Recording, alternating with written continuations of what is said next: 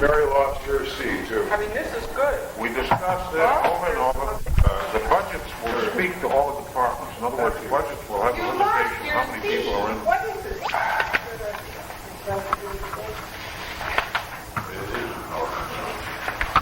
Mr. Chai is here. Mrs. Holmes, Mrs. Parker. Mrs. Brony. Here? What is this? Sheffield. Here. Absent are Hank, Fisher, Josephson.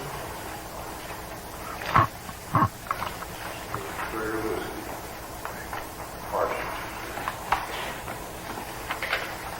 When are we going to see, when are we going to see?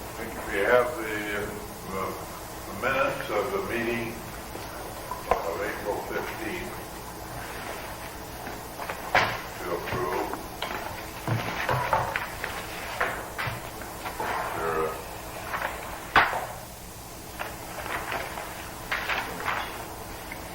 Move for approval. move for Second. and a second.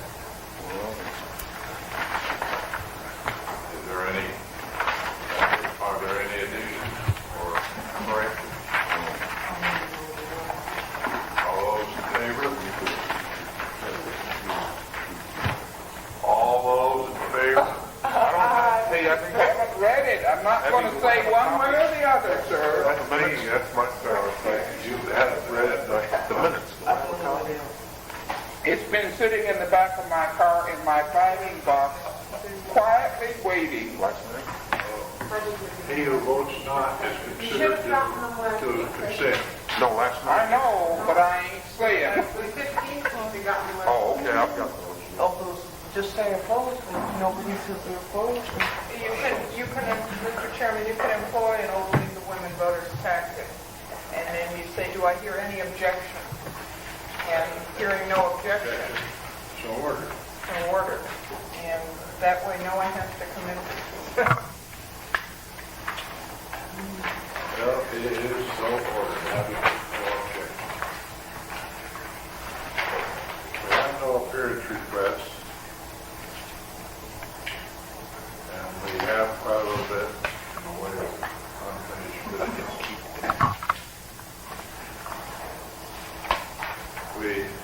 Sherry, we had a question today about group. My name is on here just because I said, Mr. Chairman, that I thought we ought to bring it up tonight. We have talked a lot about having a hearing in the Girdwood and Indian area. And if we are making the effort to go out to Eagle River, I think we ought to schedule something, and while we're advertising for Eagle River, we might also advertise for Girdwood. This would have a dual advantage. One is that it would show what we really mean, and that is we want the input from everyone rather than the fact that we might be courting part of the borough over another part. And we really have to set up our schedule carefully for the next 2 weeks, so we're not going to get everything in. So I would ask for any thoughts on when, well, if you think it's appropriate to do this. We must. I could go on Friday.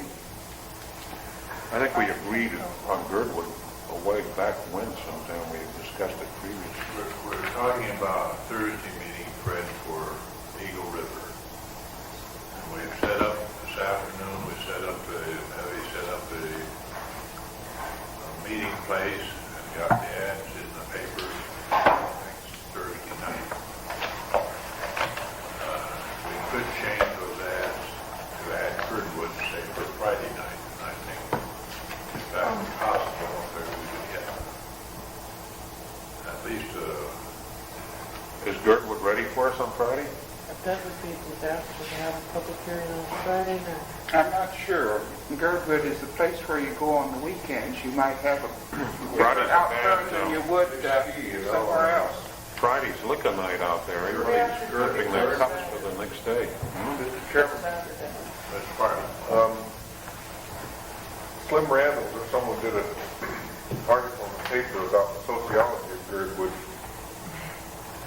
indicating that there are a number of types of people who frequent Girdwood. One never crosses the bridge on weekends, and they are residents of the community. They figure that it's a place where you get polluted, and so the Friday, I think, is not a bad time to have it there. The locals would come out to a meeting, I think. And to the extent that it would draw interest from other people, I doubt the people who come down to Girdwood for a weekend want to go to an open meeting anyway.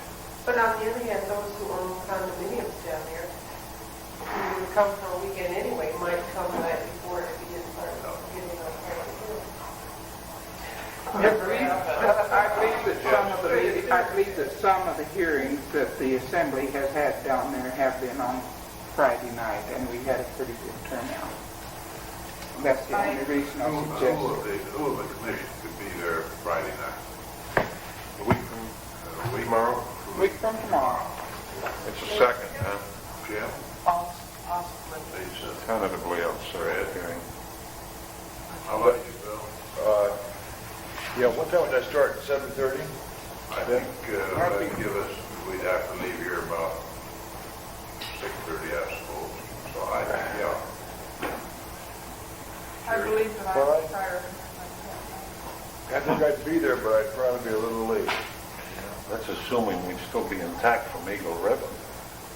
I hope The so. previous night. Well, let's instruct Debbie to go, I'll instruct Debbie to go ahead and make the arrangement. Okay. I would presume that we would attempt to use the school of Eagle River as a meeting place. You mean Girdwood? Mr. Chairman, normally the Girdwood, that they use a room off of the restaurant at the lodge. That's a lot. Now, that is the normal community meeting place, but I would suggest you're contacting the mayor, I'm sorry, I don't. Bob Bursiel or Bob Bursiel? Purcell, B-U-R-S-I-E-L, and he works at the Highway. McKinley Building in the water section.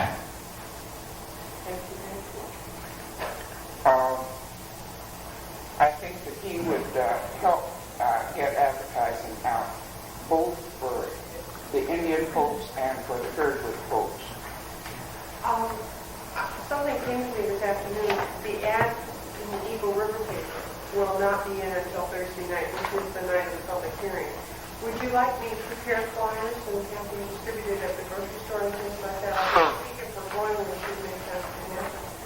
Why can't they put it on before then? Because they only publish on Thursday Oh, at Eagle River. I think we probably should get a poster in the 3 or 4 grocery stores. They have a bulletin board for these people. And radio spots, ought to do it. Get some radio spots going. Eddie, Lee Miller, that Indian, is the one to contact to help get Indian notified. If we put And put the up program a manager poster or two put up a notice. in the Where is he Miller? grocery store there, that should do it. I think he has a phone. Other than flyers, I think you did. He didn't have A couple of posters and radio spots would probably cover it.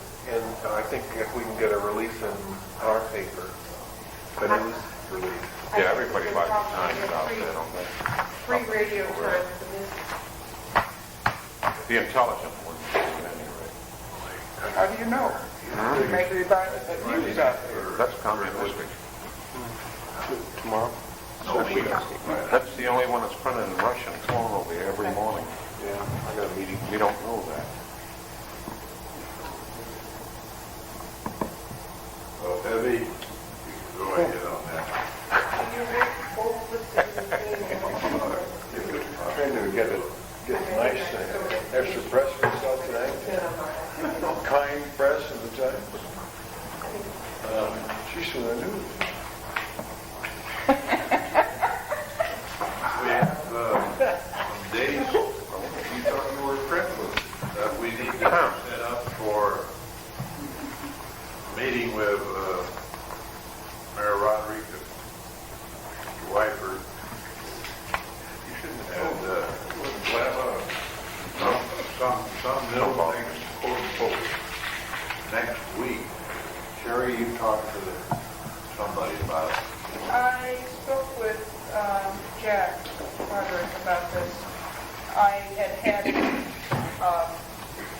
words coming back to me to the effect that they were waiting in the wings if we wanted to hear from them to say things to us, but we're not going to make any overtures. Roderick and those folks. We've heard a little bit from Wyford in connection with utilities, but we really haven't asked Wyford for anything other than utilities. And I think that these fellows probably should be asked to just speak to us on whatever they are concerned about in the charter. Did Roderick indicate any particular time that would be? I asked him if noon meetings would be okay, and he said yes. He was coming back this Saturday from the, what was it, a NACO meeting? Yeah. And next week would be good. So, any noon next week. Wednesday, Thursday. Monday. You're saying people like Roderick, and how about his top man? We set up Monday and Tuesday for meetings at noon time already for next week. Now, the commission ought to decide whether they wish to have Mr. Wyford separately from Roderick, and I assume Harry Donahue. I think it'd be more comfortable for the two of them. It's really difficult for White to talk with Roderick. Would you like to have a Thursday and a Friday Any near problem? meeting? You're making that was sharp. No, I mean, Wycliffe would probably be a little more reserved if he wanted to say something that might be contrary to Burrow. He wouldn't say it if Roderick were there. That's what I meant by it. Yeah, sounds good. I mean, we have two options. One is that we could invite Mr. Wyford to come from, say, 11:30 to 12:15, and then ask Roderick and Donahue to come from 12:15 to 1. For lunchtime, we have Wednesday, Thursday, and Friday of next week open. That is scheduled anyway.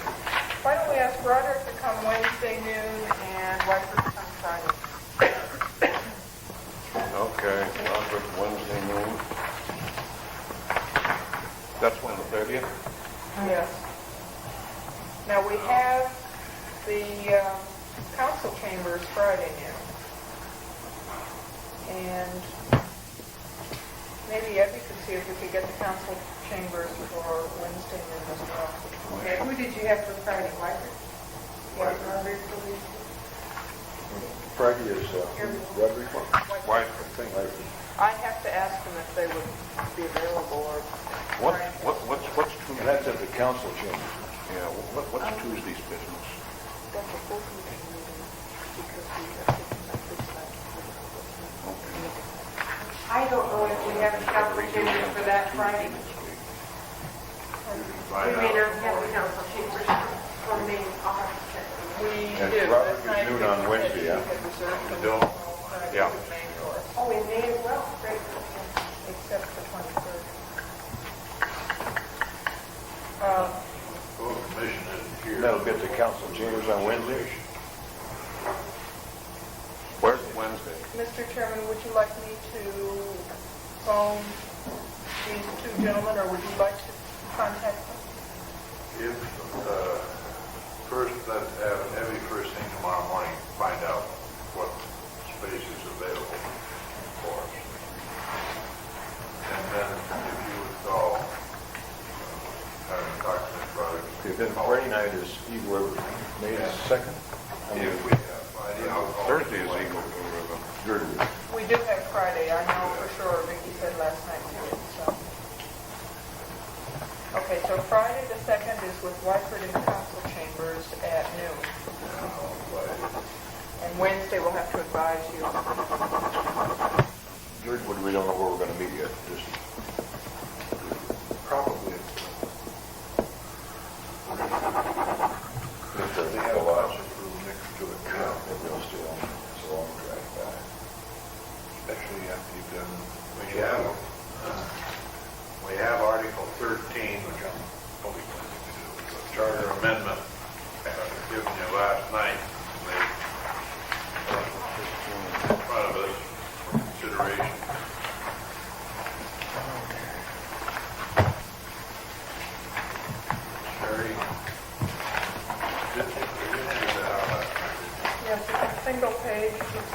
I have extra copies of these. I approve. Let me hang on. You just gave me this Last night. last time, then right here, Here's the, my extra copy system.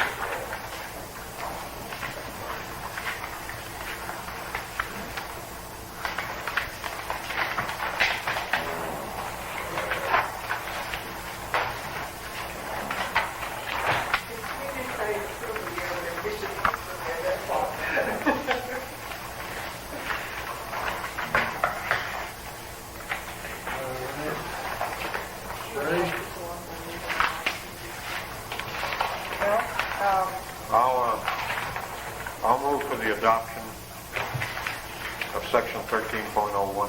Second. Moved and seconded, adoption of chapter, section 1301. Is there any discussion? Can you be trusted, Fred? I haven't found it yet. Question. I have an extra if you need it. I got it. Give them to us I'm all last set. night. Okay. Was Question that has given been to us called. last? yes. Wait just a second. Yeah, I read it last night too, I know it was. Yeah, now.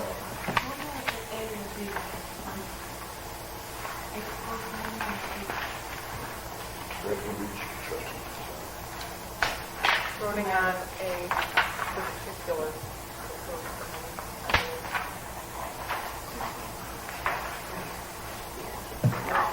Question? Question? They asked Is there any further discussion? Well, could I just inquire,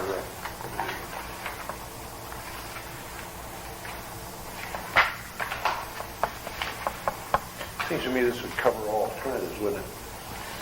Such as another charter commission.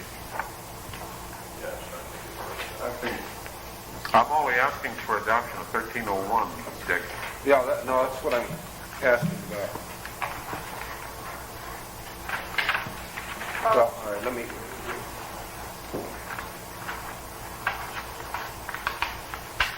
Sherry? Mr. Chairman, Dick, in the subcommittee meeting, it was felt that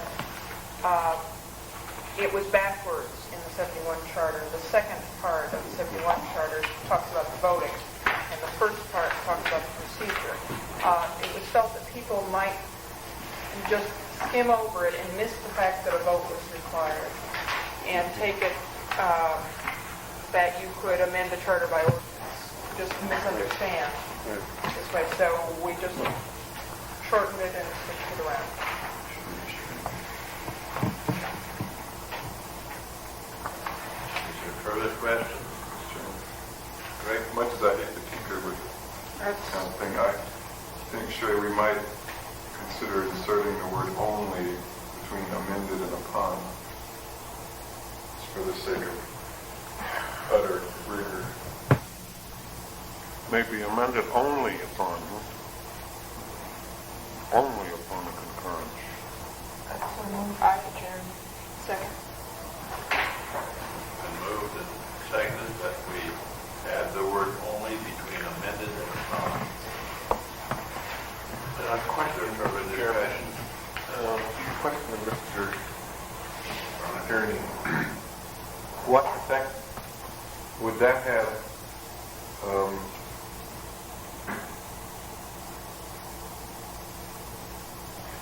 well, 1302 is the procedure for 1301 then? Is that what you're saying, Sherry? Yes, Mr. Chairman. 1302 talks about how you get it on the ballot in the first place, how an amendment is proposed and placed on the ballot, and then 1301 speaks to the requirement for enacting it.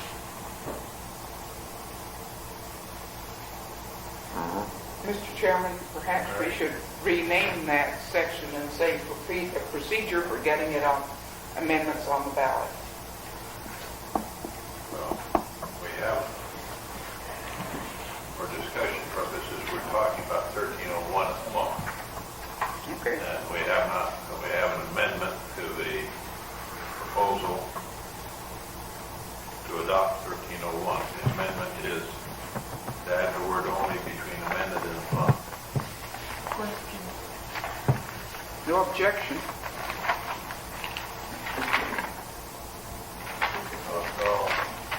Call the roll then.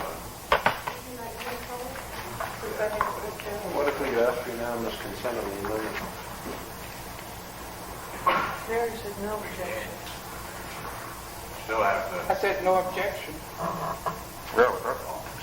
all those Still in have to call the favor, vote. all those in favor, Aye. those opposed? Hearing no objection, unanimous. Vote to amend the motion, the original motion to adopt as amended, now before the House. Question? Questions been called? All those in favor? Aye. Those opposed? So ordered.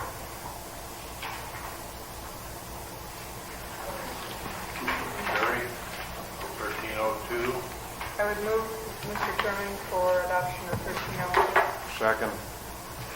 moved and seconded. Is there any discussion on adoption of 1302? Mr. Chairman, Lisa? after procedure, could we put in there procedure for vote? Mr. Chairman, Voting. this is the procedure for getting amendments on the ballot. Possibly procedure for proposing amendments. All right. How Proceed. about amendment procedure? But those amendments change the charter, do they not? So the charter is the final subject. It's still a charter amendment, is it not? Procedure for charter amendments, all right. What's the procedure? It's understood, isn't it? I'm not so sure. We had several questions here a while ago.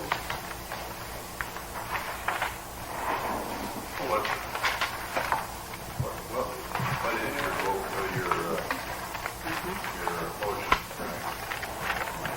Well, the motion must be adopted. The Sherry made the motion. the motion was to adopt as worded. There has been no amendment proposed to this. Any further discussion? Sure. Question. All those in favor? Mr. I have one question as to the fact that this proposed amendment shall be substituted by the voters at the next general or special election occurring more than 45 days after the effective date of the proposal. What is the effective date of the proposal? Mr. Chairman, if I can try to answer that, I think, Mary, the idea was that No, 4. the effective date of the Oh, wait, proposal, I've got it. of course, will depend on the way in which the proposal is made. If the proposal is made by ordinance, then the effective date would be the effective date of the ordinance. If it's made by a charter commission, well, it would be the effective date would be the date specified by the charter commission who proposes the amendment. Or if it's done by initiative petition, it would be the day that the initiative petition was finally accepted by the clerk and validated. Mr. Chairman, this, Mary, substitutes for the wording, I believe. It says, 45 days after the adoption of the ordinance, the final report of the Charter Commission or certification of the initiative petition. Well, I don't think that sentence is quite clear to the common everyday man. I think that we need to do a little correction in the English in there so that it would be clear to the everyday man.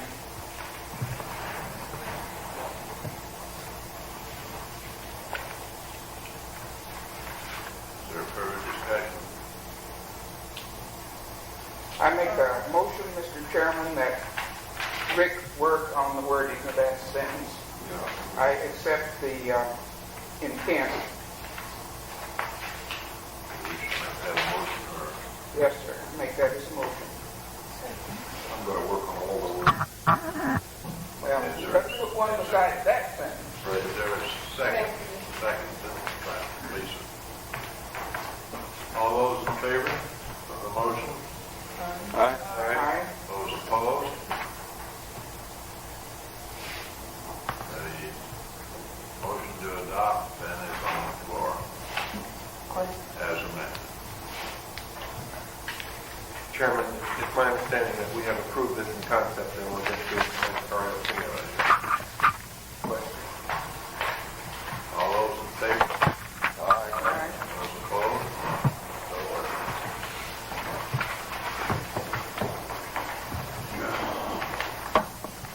Then we have Article 4, legislation. That is,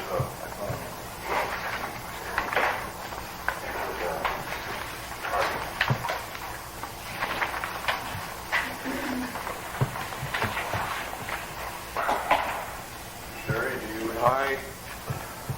I'm over the adoption of section 4.01, introduction. move the second for adoption of section 4.01, introduction and enactment? Mr. Chairman, I would move to amend the title of section 401, introduction and enactment of ordinances.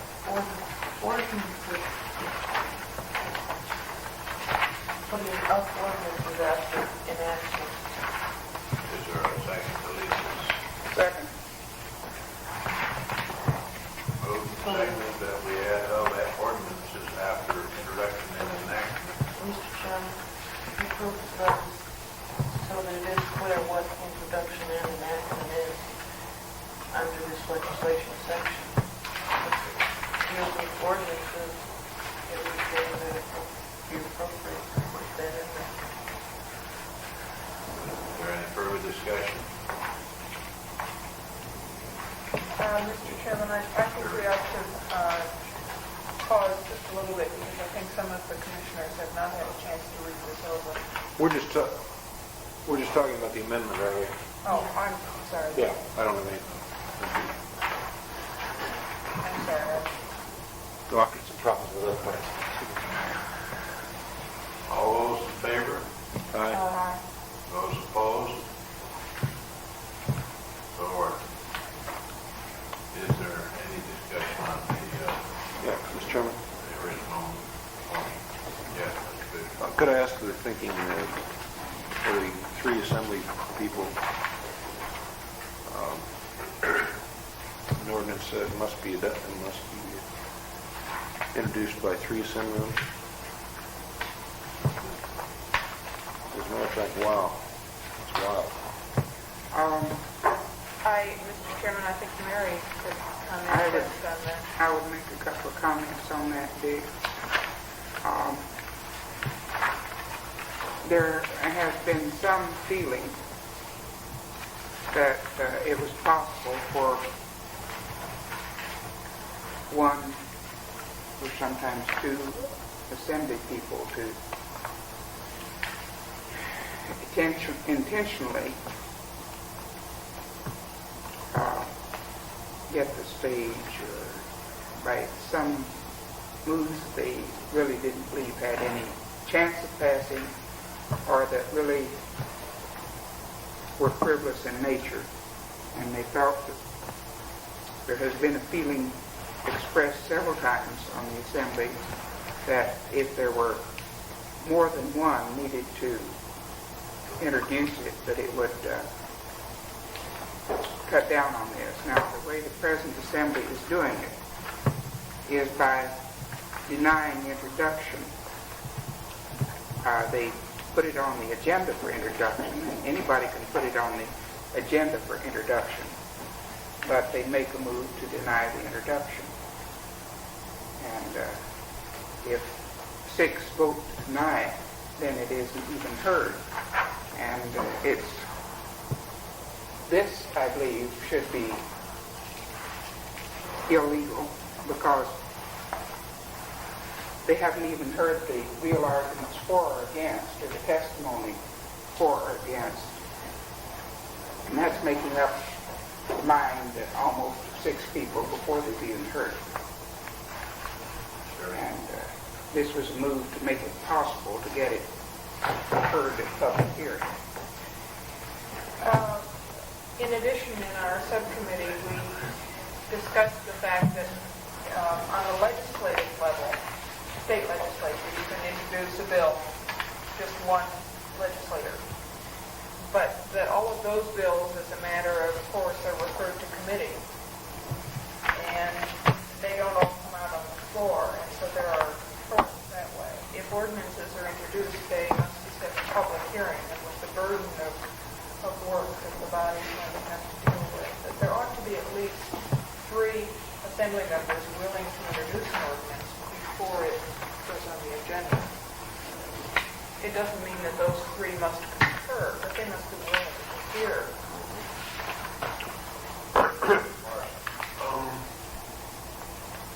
I find this unique. Does anybody know any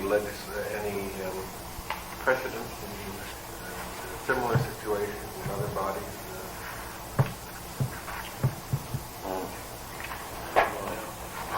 Well, Mr. Chairman, in addition to finding it unique, I find it very disturbing.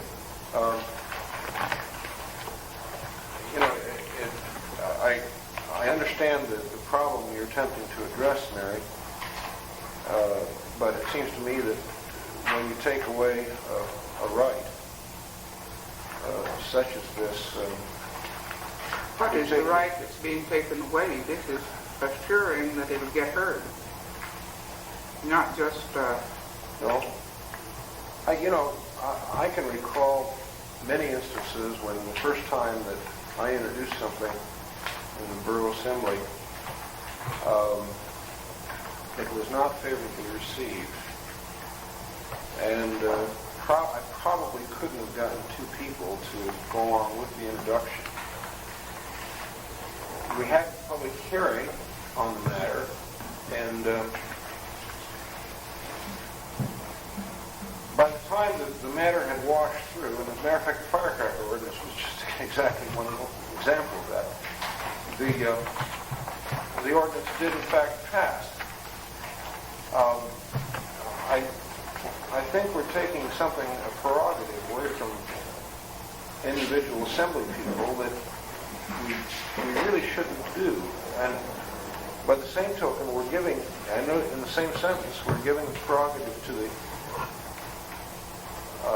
the executive, which I'm not sure we should do. I think by the effect of these 2 things is substantially weakening and I believe very substantially weakening the power of the legislative body. how? I think there are things that aren't going to be considered because the fellow can't get a couple of people to go on, or the assembly in essence blackballs one person. I think it'd be tragic. Sherry? Mr. Chairman, I would be willing to change the 3 assemblyman provision if we can somehow clarify that introduction automatically means that it will be set for public hearing. That the assembly can't block The public hearing. the introduction and setting for public hearing. Jim? I would agree to that kind of a change. I am disturbed much the same way that Dick is, that if indeed in a single member setting as we are proposing at the moment, I would feel that my assemblyman were disenfranchised if he were not able to introduce legislation for the group. I can introduce it, but I can't get a hearing. It troubles me too that one of the checks we have, I think, if we have a strong executive as we voted, is that you have some separation of the strong executive from the legislative body. And I'm not so sure that I want him to be able to introduce anything if he is a strong executive mayor with a veto.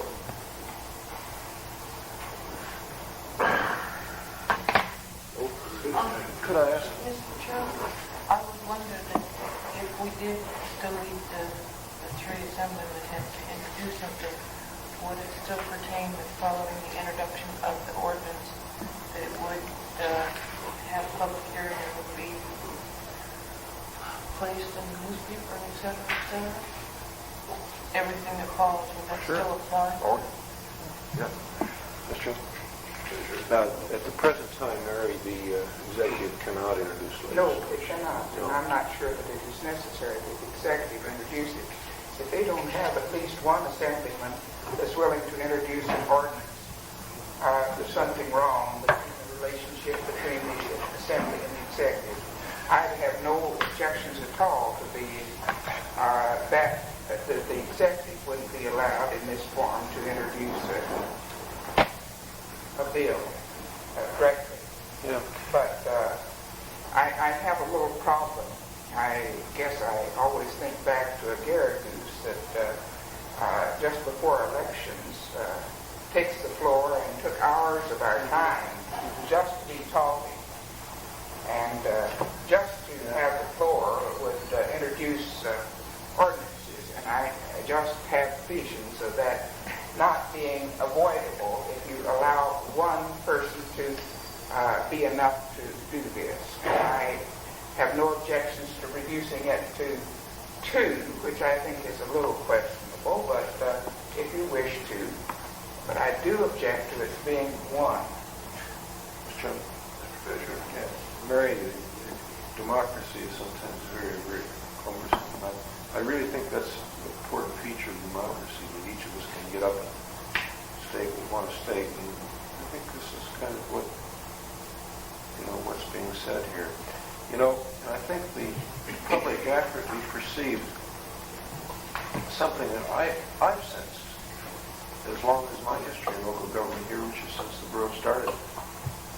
And that's that there is, in fact, not only in local government, but in state government, there is a tendency for more power to rest with the executive. And the balance, if we want a balance, there should be cooperation between the two branches. But at the same time, there are two branches for purposes of balance.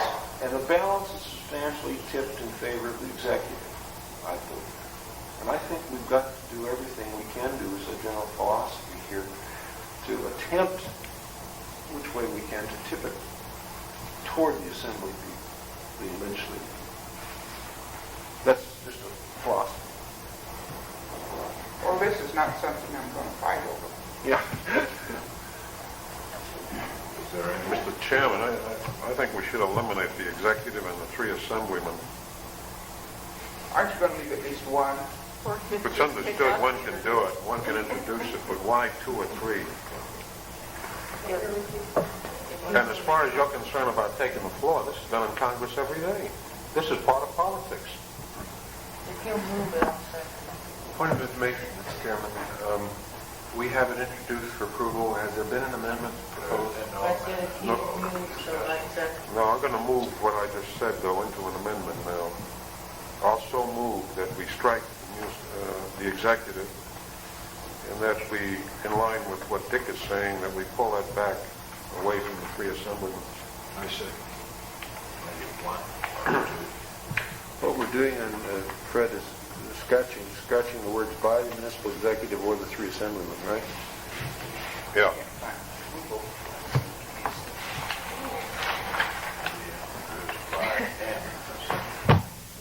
Yeah, we introduced by an assemblyman. By an assemblyman, a regular special meeting of the assembly. Now, certainly if that assemblyman knows his politics, he knows how to get that thing beat through. I believe that just to say it's introduced isn't enough, Mr. Chairman.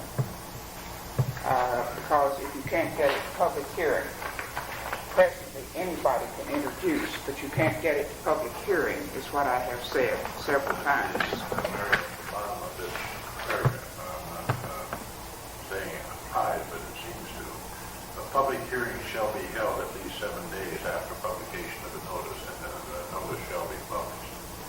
But then, in section 1, it says that the first part it says an ordinance shall be introduced in the writing by the assembly rule.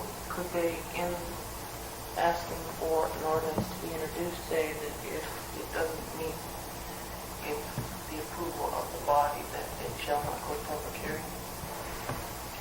If it doesn't conform to the assembly rule, it doesn't go to public hearing, right? So they could, within the assembly rules, they could That's right, have, that would stop anybody from putting some cockamamie bill and trying to pass the rule. They could. What is she saying? Interpret for me. No, I'm agreeing with Lisa, the assembly could make the rule, as you outlined there. Oh, but that's different than having it embedded in concrete in the charter. That's what Dick is saying now. Yeah. Dick is saying. Lisa, you seconded Fred's motion, did you not? yeah, Bill did too. Bill did too. Sweet as they speak up. I am. You sit in a bad position for me, that I can't either see or hear you. Just take this seat. That's not perfect. All right. That's it. I might comment on it. I really think that the reference to the form of the ordinance being as required by assembly rule does not detract from the sort of the mechanics of subsection B here, which are linked by a series of shalls. That is, once it's introduced, a notice shall be published, and there shall be a hearing following publication. As the Chairman stated, it might be made more specific, but I believe strong arguments can be made that it would not be possible for the Assembly by rule to eliminate the hearing on any ordinance once introduced. That's the reassurance I wanted. Thank you. Is there further discussion on the amendment? Question. Questions called for an amendment? Striking the word by the municipal executive or by 3, changing, adding the word and before assembly. All those in favor? Aye. Those opposed? Hearing no opposition, so ordered. The original motion? No, Mr. Chairman. Yeah, Mr. Taylor. I don't know what the rules are in ordinances, but it seems to me that it's very inappropriate that an ordinance take effect immediately upon passage. That's an emergency ordinance, and I think that there should be a separate procedure for it. I think there should have to be a declaration of emergency, and I think there, There's a section in it for emergency ordinance. well, but every ordinance is emergency ordinance according to this section because it takes effect immediately. And that's the effect of an emergency ordinance. And I don't think an ordinance should take effect immediately. I think it should wait to be 30 days. And I so amend this. Yeah. Mr. Chairman, in the 71 charter, it took effect 7 days after passage. No, it's 30 days.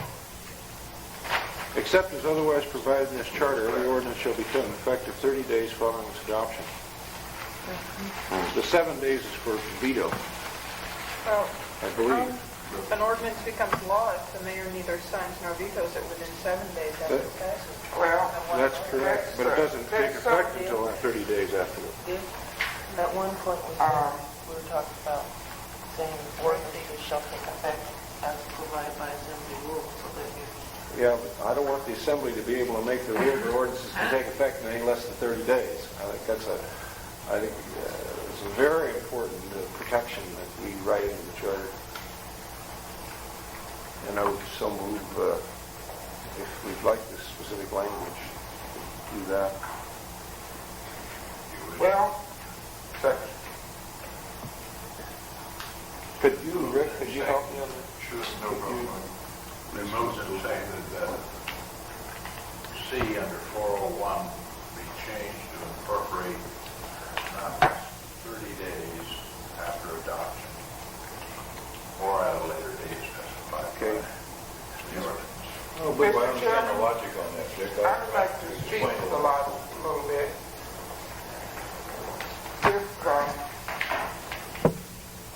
If you are thinking about referendum, for some types of referendum, and I don't think we've come to that conclusion yet, one way or the other, you have 30 days in which to get the petition, enough votes for a referendum on the petition. And if you don't get to the 30 days, don't get the votes on a a repealing referendum, it goes into effect in 30 days. And you've lost your chance for a referendum. The other thing that I believe Dick is thinking about, and that is that with a strong executive, you forgive it 7 days in which to veto it. And there's not much sense of having the ordinance take effect and then go out of effect within 7 days if he vetoes it. So I see the logic of making the date on which it takes effect at least longer than the time you give the mayor in which to veto it. But there are times that you do want ordinances to take effect in less than 30 days. And I object to having as short as 30 days to get a referendum together. I would much prefer having 60 days or longer to get a referendum and not to deprive people, if they can get up the required number, of putting a referendum on the ballot, even if it takes them longer than 30 days. So I have an objection to making it more than what's essential, say 7 or 10 days. Right, Chairman, I'm just curious, Mary, how it works now, because the language that's in here is the language that's in the statute. And the statute now governing your procedure says it only take effect upon adoption or the later date specified in the ordinance. I'm just kind of... That's right. How does that tie in with the referendum procedure now? I say that the object, when you do put off the take effect date for 30 days, is usually related to the length of time you have for a referendum. And I'm saying I object to that. Now, there is some logic in having it postponed until after the mayor's possible veto for taking effect. But there are some times that you do wish it to take effect to bring it down to less than 10 days, if there's some logic. Mostly, we have them take effect nowadays in 10 days because we found that we were using, when the rules of the assembly were that it was 30 days, we found that we were calling it an emergency ordinance just too damn often. And it wasn't really an emergency, it was just a matter of time. It was not logical, to put it off for the 30 days. There were too many grandfathers could get in 30 days, and that sort of thing. If you change a zone, if you change a zone, and you give them 30 days, they can get their own sort of foundation down in 30 days. And then they have the grandfather rights to go ahead and build the building. My question is, is it necessary to have the effective date of the ordinance set back until the time that until the maximum time for bringing a referendum petition? I say I don't believe it is, but I think that that's the logic when they put it off as long as 30 days. I don't think it's necessary. We've been doing it for over a year now on 10 days, and we have never had it objected to. Mr. Chairman, Title 29 apparently changed the old statute. The old statute was 30 days. I don't need to look at it. I would agree with it. There's another reason, Mary, and that I would perceive that one that would be used even more frequently, and that's in the case of where someone believed that action of the assembly was unconstitutional, or in this case, contrary to the charter, and they could bring a suit, and they probably couldn't get cranked up in even 15 days. It'd be hard to. But they could certainly get cranked up within 30 days if they had the interest in doing that, taking it to court and attempting to get a restraining order against the ordinance taking effect. And I think it's a valuable protection to be built in to have people be able to do that. Mr. Chairman, the model city charter provides for 30 days. Also, Yeah, Mr. Chairman, I'd like to, I wasn't really quite finished out. I'd like to add another thing. If the provision, if there isn't a 30-day provision in here, there's absolutely no sense in having a section on emergency ordinances at all. Because that's something, if we're not going to provide for a 30-day or something similar to that, in that section, then we could just forget about emergency ordinances because the Assembly could make their own rules on emergency ordinances. And I think the reason we're going into emergency ordinances in 403 is to restrict the actions of the Assembly. Again, to protect what I perceive as protecting the public. Well, Mr. Chairman, that's not entirely true, because the emergency ordinance also shortens the notice of public hearing. With a regular ordinance, you must give notice, and then the public hearing is held at a later date before you can enact the ordinance. But with an emergency ordinance, you shorten that time too. So you're only half. you're on the far end, not on the near end. And the near end is often very important.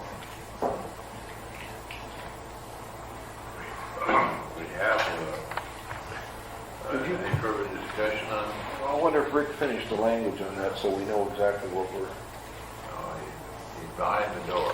What I have is, in order to take effect not more than 30 days after adoption or at a later date as specified in the ordinance. Is that... Yeah, well, the sense of your amendment as I understood it was an ordinance takes effect 30 days following adoption or at a later date specified in the ordinance. Okay. Permitting upon adoption or Right. permitting upon putting in 30 days following. Any further discussion? Mr. Chairman, I would just comment that I think in actual practice that there are very, very few times that ordinances are taken to court to stay them. And I'm sure that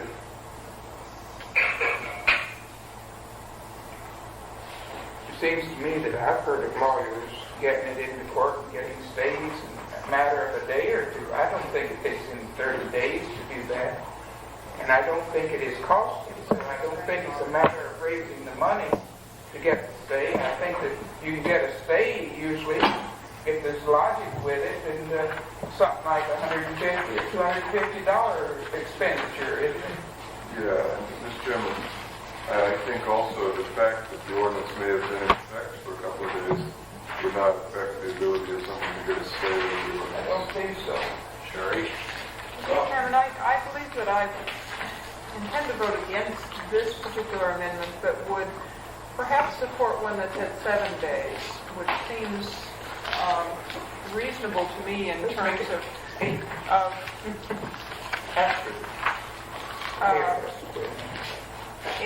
it seems reasonable to me that any action to veto or reconsider or take court action could occur within 7 days if it were important to have a temporary restraining order until the matter could be heard in court. And you also would not make it necessary for the Assembly to then do things by emergency ordinance, which really are not necessarily emergencies. Fisher? Yeah, Mr. Chairman, my years on the Assembly, I saw entirely too much of the what I would call fits and starts. There was a lack of planning ahead.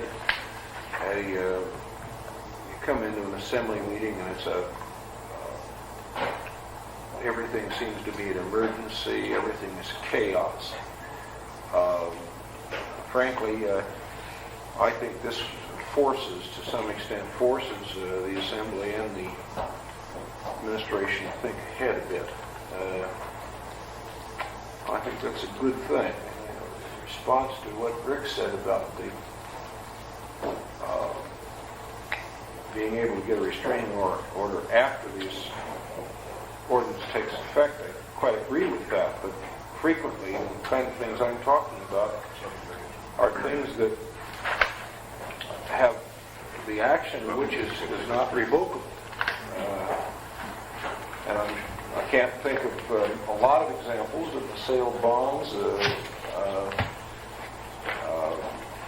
awarding contracts where someone is, there are a lot of acts that are irrevocable. And I don't know.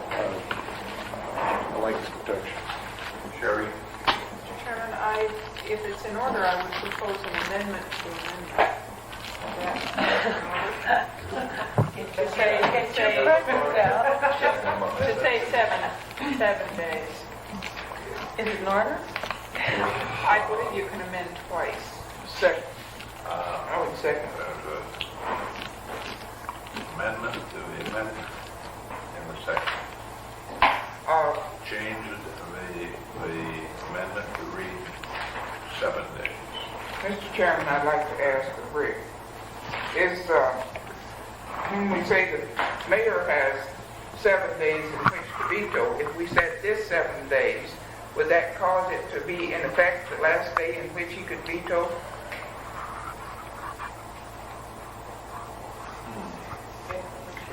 Maybe we should say 8 days is what I'm wondering. I'm agreeable to 8 days for clarity's sake. It's okay. I see the point. I suppose the mayor's veto power should be exercisable only in the period prior to the effective date of the ordinance. Would you mind that? With the concurrence of my second, I'd say. I would Well, the concur. consent of the second, we will I hope we concur. consider the amendment to the amendment. Is there any further discussion? Mr. Chairman, could somebody read what is before us? An ordinance takes effect 8 days following adoption or at a later date specified in the ordinance. Chairman, Mr. Parsons? I feel as Mr. Fisher, I think I heard Mr. Fisher say, this really sounds specific. It does not seem to follow the orderly procedure thing. It's my feeling about ordinances and things that sometimes it takes a little time to get the things together after it has been passed to get them going. 30 days seems like an appropriate time for the cranking up of the machinery to follow through on these kinds of things. I'm speaking against the amendment. Mr. Chairman, I'd like to. Mary? I think that Dick has made a proper comment in relation to bond sales. I would say that for that type of ordinance, we probably should have 30 days, but for the ordinary ordinance, I see no object in the 30 days. What else, other than bonds, might it be desirable for us to use the 30 days? Mr. Chairman, Mr. Fisher? can I point out, Mary, Section 402, which prescribes the things that ordinances shall be used for. And for most everything else, you go to a resolution if you're really concerned about it. But these things that we're talking about in 401C, that's not going to take effect for 30 days, are those things in 402. And those things in 402, as far as I'm concerned, are important enough that, doggone it, they shouldn't take effect for 30 days till after they're passed. Mr. Chairman, those aren't the only things No. that are done by ordinance. And there are other things in the charter that aren't in this list. And there are other things that the Assembly routinely would do by ordinance. maybe you want to say that the things we've listed here, these 6 things shall take 30 days, and all other ordinances can be done in 7. Mr. Chairman, That I would go with. That makes sense to me. That's unwieldy, though. could I submit that these, what other items are we talking about other than these that must be done by I'm going to have ordinance? to ask Rick if he remembers any of them, because I can't Gee, remember them. Dick, I can't tell you right offhand. I think all the way through here, we sort of salted everything with the assembly by ordinance shall, the assembly by ordinance shall. Election procedures is one of the Adopt a comprehensive plan. Plan, selection. election, right? Comprehensive plan, election procedures. You know, anything else, and again, we're writing a restrictive document, anything else the Assembly really could take action by resolution. Now, so when we're saying the Assembly by ordinance shall adopt a comprehensive plan, are we saying that can be, in effect, what I think of as almost an emergency ordinance on an 8-day basis?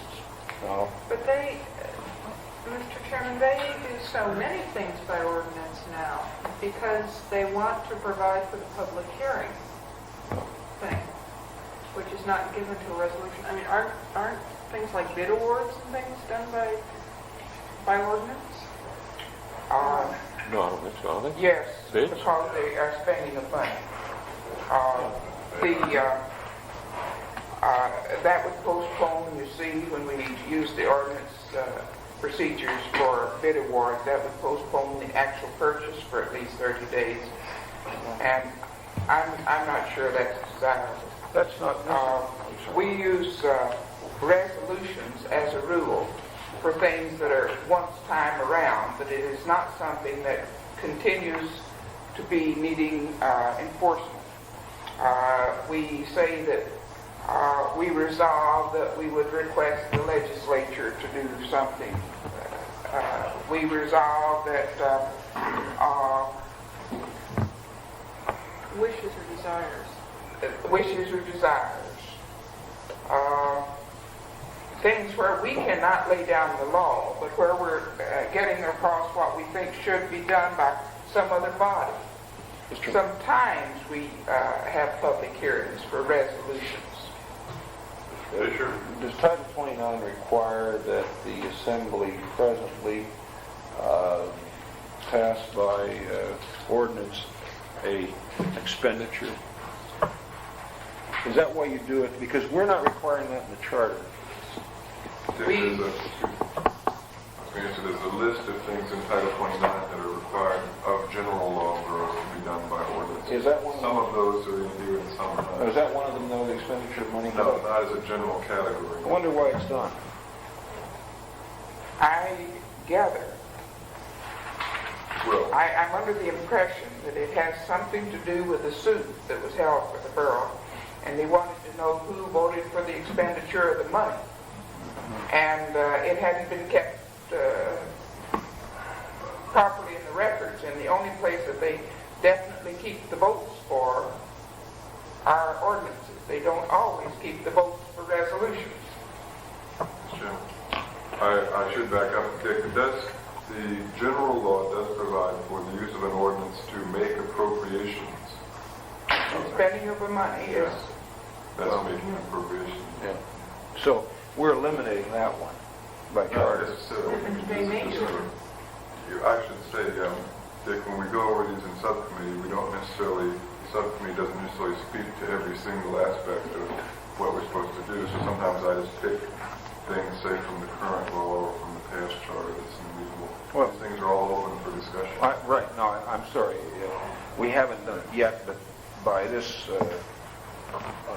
recommendation in front of us, we're doing it. Sure. Chairman, Dick, I think the intention is that in section 402 is that at least these things shall be done by ordinance, and anything else that the assembly so desires may be done by ordinance. But the requirement is only there for these things and whatever else is specifically mentioned in the charter. And in fact, the assembly does most of its business now by ordinance. on the agenda. There are very, very few resolutions presented. Chairman, in that case, then why tie it down to any kind of a time cycle? If they're doing all of their business by this type of situation, leave it, the ordinance takes effect and, with the date specified within the ordinance. Well, Mr. Chairman, I wouldn't be beating this to death, but I think it's important. I don't care what the Assembly's doing now. I don't care what the practice is. It makes no difference to me, because the practice under this new charter is going to be different, or has the potential of being different. We're going to be home rule, and we don't have to follow 29 of most provisions. And I don't think we will. I think a lot of those things you're presently doing by ordinance will now then be done by resolution. I hope so. It'll be much simpler. But it makes no difference what they're doing. It's irrelevant, because what we're worried about is the protection of the public in these items, specifically as we're writing. Mr. Chairman, I really think that the legislative body is supposed to be a deliberative body, and leaving time for public hearing and due notice and for implementation, due process. And due process to me means not 7 days, not 8 days, but a suitable period. And the 30-day period, I really think is an appropriate time. Mr. Chairman, All right? I will speak to some of the ones that I think should take effect immediately, like zoning ordinances, where it is possible for a person to go out the next day. If you say that it will not be effective for 10 days, or if it will not be in effect for 30 days, I think that not to be able to have it take effect immediately. In these days where you can get a gang out there and put down a foundation in a day or two. Yes, but I have known them to go in and get a permit ahead of time, while it was still legal, and they aren't immediately canceled as a rule. They've got about a year to put the darn things in the ground with a normal permit. And I think there are times when an ordinance should take place immediately. And I do think that the possibility for them to do it, if they want to have the zoning ordinances, they take effect immediately upon their passage. That if we're going to make this period longer, then we're going to have to make some provisions for those that must be shorter, or can be shorter. The provision, Mary, is there, an emergency ordinance, if the Assembly feels that strongly about an item that ought, such as zoning, that ought to take effect immediately, darn it, they can pass it on an emergency ordinance procedure. I don't want it to take effect on emergency ordinance procedures, because that doesn't allow for due notice. And I don't think there should ever be a zoning without darn good due notice. You could have it with due notice under emergency ordinance. It doesn't say you can't have due notice under the emergency ordinance. That's right. But I want the list of things that can be done under an emergency. And zonings are normal things that take place quite regularly, and therefore should never be done as an emergency ordinance, since they take place regularly. So I tend to differ with you on that. Chairman, I call for the question. Call for the question. What is the motion? 8 days. 8 days. All those in favor? Aye. Those opposed? Aye. All right, roll call vote. Andrew? Todd? Opposed? Fisher? No. Tony? Yes. Holmes? Yes. Josephson? Parker? No. Parsons? No. Reed? No. Sheffield? No. 1,162. Mr. Jameski. Will you read back what is for the House now? Yes, the previous motion to amend was that the ordinance reads, that section C reads, an ordinance takes effect 30 days following adoption. Is there further discussion on the amendment to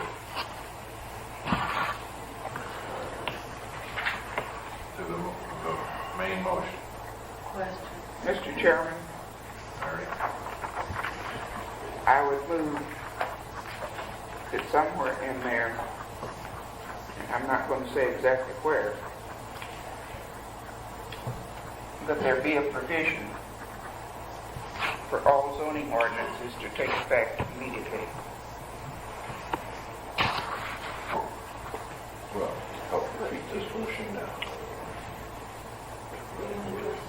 We'll go back to what you were. Where we're talking about all ordinances shall take effect 30 days. And I wish to have something in here that says it is not all ordinances take effect in 30 days, but that at least zoning ordinances can take effect immediately. Now, there are other ordinances that need to take effect within a less than this deliberate time. At the moment, I can't think of any to offer, but I know darn well that zoning ordinances should take effect immediately. Bill? There's no second on Is Mr. there? Sheffield? Oh, I just want to say that I think C, the way it was fine, and so I'm opposed to the motion as it's amended. The way it was, it would take care of anything. A second. Just leave it the way it was, the way it was written. Mr. Parsons raised his We are hand. discussing something that's not before us. What's before us? We have, This is the third amendment proposed, Amendment for which to the there is no original. section. The amendment says it takes effect 30 days following adoption or at a later date specified in the ordinance. Question. Questions been called? Roll call. Roll call vote. Now, I understand that I'm supposed to do this sequentially, so this time I start with Mr. Fisher. Yes. Crony, No. Holmes, No. Parker, Nope. Parsons, Yes. Reed, Yes. Sheffield, No. Chai, Yes. 4 and 4, motion fails for lack of a majority. The original motion is now before us to adopt C. To adopt the whole section. Mr. Chairman? That's right, to adopt the whole second part. Mr. Chairman? Lisa? Since all ordinances except for a few are subject to initiative and referendum, I would offer a subsection D that would say ordinances are subject to initiative and referendum except in the case of the establishment of budgets, fixing of mill levies, authorizing issuance of bonds, or appropriating funds, so that people, so that it would be generally understood that once an ordinance takes effect, that it isn't law, and that doesn't have to happen, that people can. Or the second. John? Your second? Your second? Now, I'm going to send their explanation of what she said. Well- Could you give, Lisa, could you give that Lisa? You said move to amend by adding the section D that does what? Ordinances are subject to initiative and referendum, except in the cases of the establishment of budgets, fixing of mill levies, authorizing the issuance of bonds, or appropriating funds. That's all in there somewhere, isn't it? Under initiative and referendum, it is in here, but I don't think that it should be under introduction and enactment of ordinance. Mr. Chairman, we're trying to keep this charter simple. I don't want to get into a an elaboration. I mean, first of all, initiative and referendum, a term is terminology that's very confusing to the voter. Much as he likes to say he thinks he understands it, most of them don't. So why complicate things? I mean, let's keep it just simple, and it's a mechanism that works within the assembly. I mean, why do you have to go into all these treaties of it? Because, well, see, It isn't the assembly that does it, that's the point. people are the The ones. point is that you want the legislative body so they understand it, and they're acting on behalf of the people, and if anything's wrong, they can flag it. But under initiative and referendum, these are rights reserved. It for follows the on the next people. page. They're on the next But page. You're how repeating many them. people understand initiative and referendum? Very few. And so, if they know that ordinances are subject to initiative and referendum, they can look to see what They need won't to look. do. They won't look. People won't look. People How do you could know? care less. Talk to them. Go out and talk to your constituents. Okay. Ask them what a mill rate is. Ask them what initiative and referendum is, and watch the blank looks you get. They say, that's why you're there. That's why we voted for you. They know what their taxes are. You're just complicating First, everything. I'd like to give notice of, or switch my vote to a no vote in the last one, so I'm on the prevailing side and give notice for reconsideration for the next regular meeting.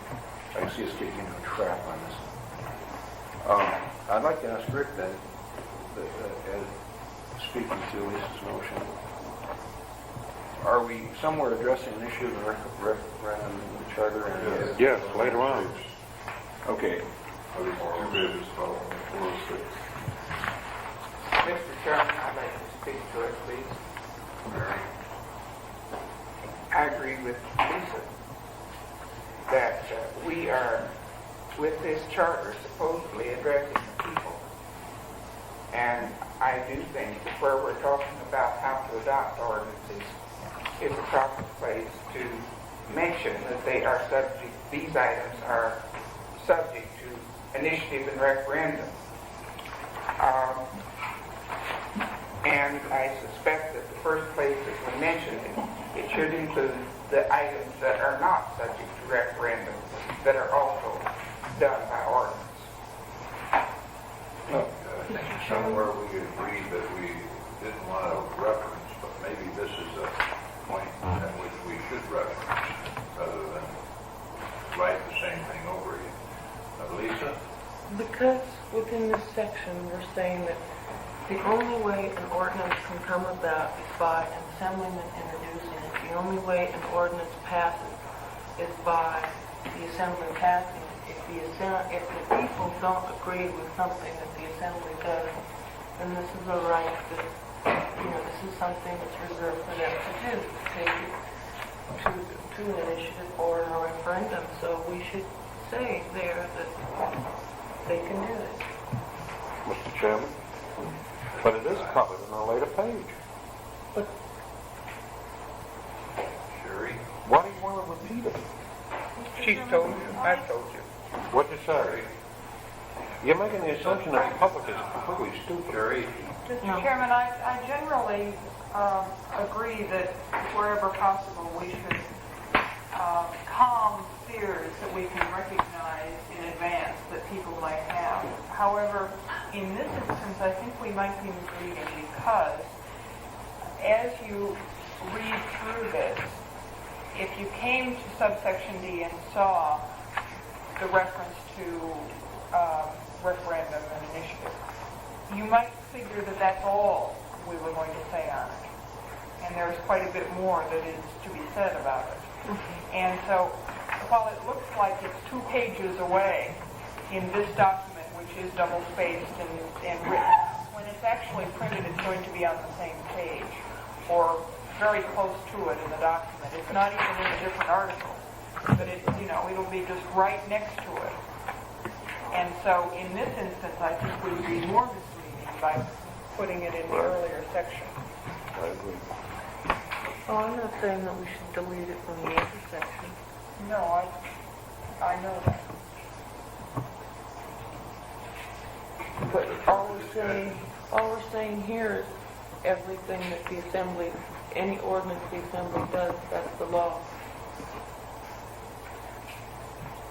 I would like to close discussion if we can and vote.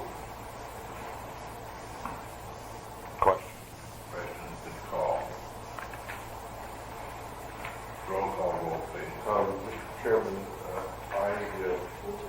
this is the amendment by Lee Parker, seconded by... Yes. Thank you. Sorry, we got three here. We start with Brony consent. Yes. Holmes, No. Parker, Yes. Parson, No. Reed, No. Sheffield, No. Chai, No. Fisher. No. Motion failed on the vote, 6-2. Back to the original motion as amended. Point of information, Mr. Chairman. How does C now read? An ordinance Take effect upon adoption. upon adoption or at a later date specified in the ordinance.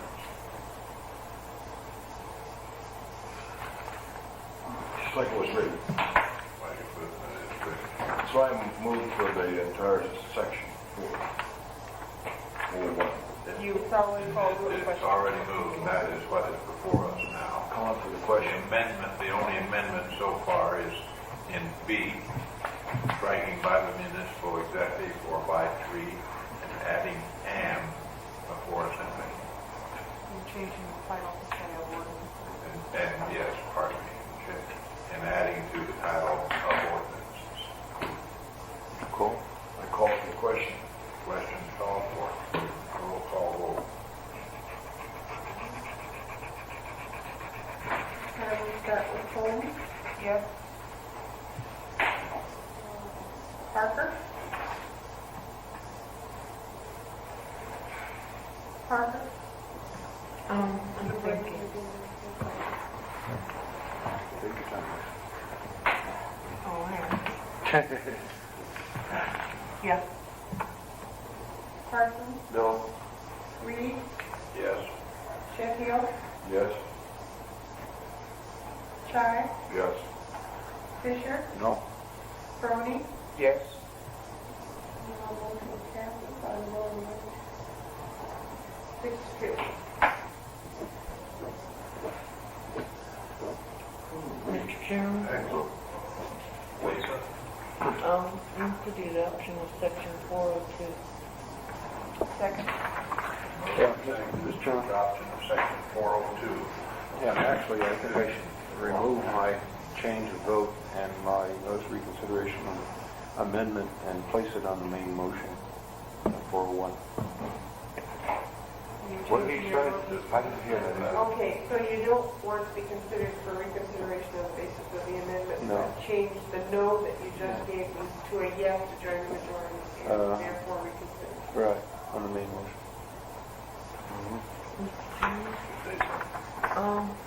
Number 5 says regulate the rate charged by a public utility. Do you mean municipal utility or public utility? Public, yeah, electric, It's I not so assume easy. that the natural gas or true gas, electric, anything else. any utility serving the public. Now, whether that... We don't have, You You don't have that right, do you? Well, the only question, the language, public utility is in the former charter language. I'm not sure exactly what it refers to. I can envision possibly a franchise type situation, where you're franchising a taxi cab or something where it might be considered a public utility. And you would be involved in setting rates, but I'm not sure. Mr. Chairman, Yeah.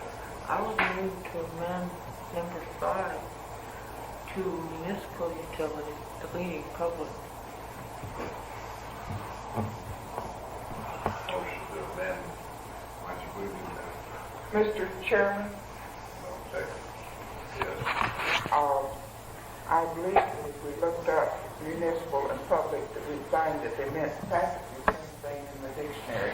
I'm not sure she's solving it by changing the word. Mr. Chairman, But you, that's incorrect because a certificate of public necessity and convenience, the connotation public can be a private industry, it's not municipal. That's what I'm, Mr. Chairman, Your could I certificate of necessity and point out convenience is that public. the motion failed for lack of a second? There is a motion that allows for adoption of section 4 of Public Rule as presented. Can I ask some questions? Is that okay, Fred? Yeah. The way it is? Can I, All your money is sitting can I in ask some questions? in those ordinances. Sure. In the first part, where we say in addition to other actions for which this charter requires an ordinance, for example, ordinances too, in the 71, and it said by law, required by this charter or by law. Would we need to say that within that? Or should we say that within that? I don't understand your question. Where are we? Looking at 402, the first part. Oh, yeah. In number 9, in the 71 charter, it said that for, or any other ordinance that wanted to be introduced. So I think in this charter, I think I understand what you're saying. In this charter, the 71 charter, they define by law in the back as meaning ordinances, municipal ordinances, or the charter itself, or state laws which are specifically applicable to home rule municipalities. Now, if there is a state law which is specifically applicable to home rule municipalities, it will apply regardless of what's said. There's no harm in saying by law, but I think it's somewhat superfluous. Mr. Chairman, Aye. what's on the table right now? Is there a motion on the table? The movement to adopt. Move to adopt. What? Sheffield? Wait a minute, before you're done, I want to come back to something. Yeah, I did too. What Lisa said, and I think it was, you misunderstood my comment. When I said the certificate of a public necessity and convenience is issued to a private utility, and the word public is in that certificate. So what you're doing here, you're putting the assembly in a position of regulating that certificate, which they should not be regulating. And that's what So she is correct when she asked for the word municipal. Yeah, I just was going to ask our attorney, Mr. Chairman, there has to be some examples that 5 doesn't fit. And I can just think of yourself going into business and you're doing some public utility, whatever it might be, Dick, somewhere 5 doesn't work right. It doesn't fit. It is. it's wrong somewhere.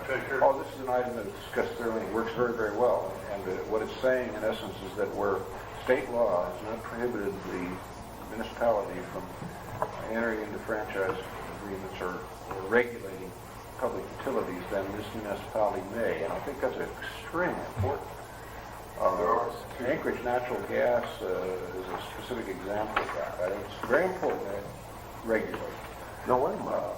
such things. They can't regulate, the municipality can't regulate Anchorage Natural Gas. The heck they can't. They're regulated by the Public Utilities Commission. Well, Fred, What does the I don't know municipality get in utility regulating law. them? You know utility law a lot better than I do. They can't regulate it. They can question their rate. But like your sewer rate and everything, you've got to go to the Public Utilities Commission. Even a borough has to go before the PUC to get. Final question, Fred, you might We be did able to have expand on this. As I understand it, it's pretty clear that where the PUC has jurisdiction, the municipality is not going to be able to regulate the rate. But the PUC's jurisdiction is defined in several ways, and there are, as I understand it, certain particularly very small type utility operations, which by reason of their smallness are not necessarily within the PUC's jurisdiction. There may, in other words, be some residual area of public utility regulation apart from municipal utilities, which the municipality might want. I can't imagine where that would be. Well, in the case of people who haul water and so Garbage. yeah, there's not, as I understand it, the PUC doesn't reach them unless they serve X Well, number if they're of under- customers and X, Y amount of dollars and this kind of thing. It's a jurisdictional limit for the PUC. The PUC ruling is if your gross receipts are under 25,000, you're not regulated. That's- But however, that person would submit the regulation to anybody, and he would go to the PUC over a borough. Well, can the assembly regulate my garbage service? If I had a garbage service to 15 neighbors, can they regulate? No, my garbage? I think that's wrong. quite possibly if the PUC didn't reach it either by choice or jurisdiction. Mr. Chairman, Give me that again. I think Give me that answer again. He said yes. why don't we have Rick answer the question? My only answer was that I think it's possible that the municipality could reach the garbage position to 15 neighbors if the PUC did not specifically regulate it. Now, if the PUC, if it was in the PUC's jurisdiction and the PUC asserted that jurisdiction, it would be paramount. I understand that. Right. But there may still be, as I say, these residual areas. It's not a biggie, But as I understand it, in recent years, though, everything has come under PUC regulation that's in the municipality. It used to be that the City of Anchorage Telephone Company, for instance, the only time they came under regulation when there was a dispute between it and another company. actually, Now they're all under regulation. that's essentially true. Fisher? Mr. Chairman, I Dick is right, based on the city has a regulation. It worries me that we're disenfranchising this municipality. After all, what we're talking about here is an item that requires an ordinance for adoption. So it's no big deal. And whether or not Well, I don't know when you're all Could excited. I finish, please? Whether or not it requires an ordinance for adoption doesn't excite me as far as regulating the rate for public utility. I think it might be a good idea to have it by ordinance, but it doesn't particularly worry me. The thing that worries me is that if it were specifically municipal instead of public, that I'm afraid there might be some interpretation somewhere along the line that the municipality doesn't have the authority to regulate those public utilities not regulated by the state.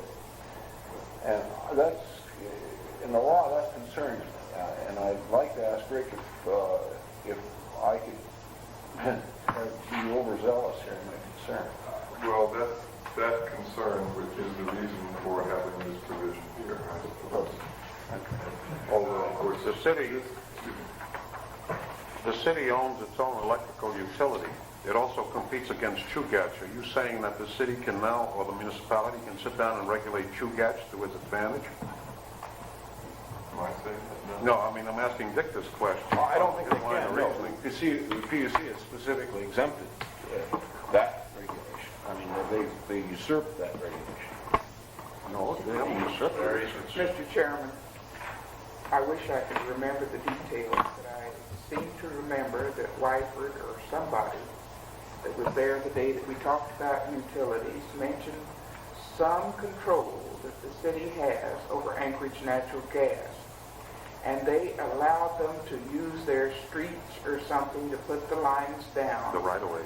under agreement that they would control the utilities prices within certain limits or something for a certain number of years, and Anchorage Natural Gas agreed that they would furnish at least a certain amount of gas to their customers within a certain number of years. Now, I don't know all the details of this, but it seems to me we heard something in that relationship. Mary is quite right on that. It's the easement agreements and the other agreements that go, and all of these have to be approved by the Public Utilities Commission because they have an effect on the other ratepayer. So they are all approved. If you check it, you'll find that they are. I've got to comment that Mary has got the Senate, the state Senate action on her mind today when she said Anchorage Natural Gas Company.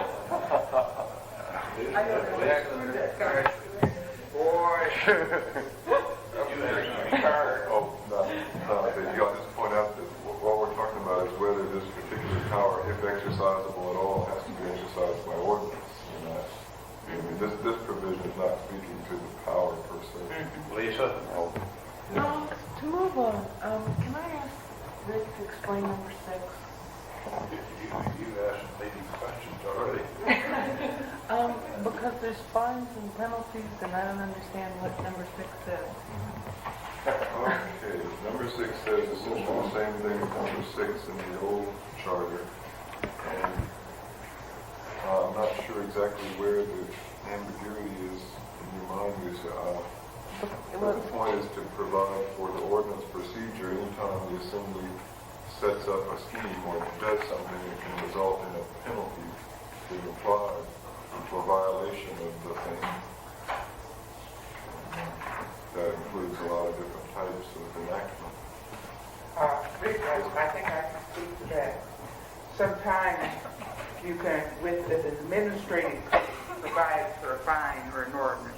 And this is protecting the citizen from an administrative ruling being allowed to provide for a fine. It would have to be an ordinance enacted by the local legislative body. And I think that's the distinction that is being brought down here.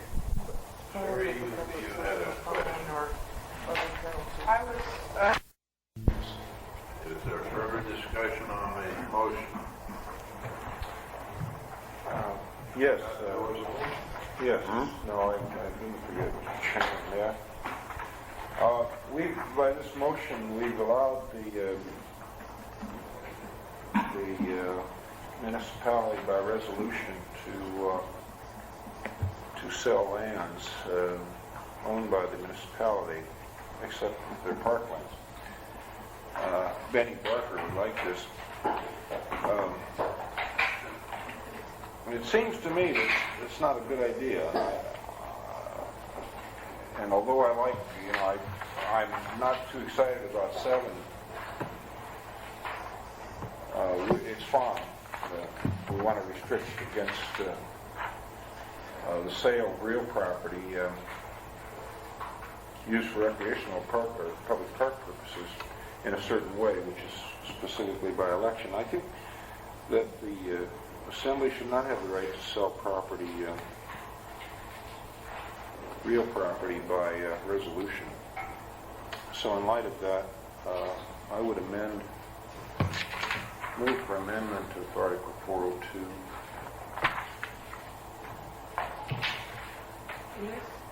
To read as follows.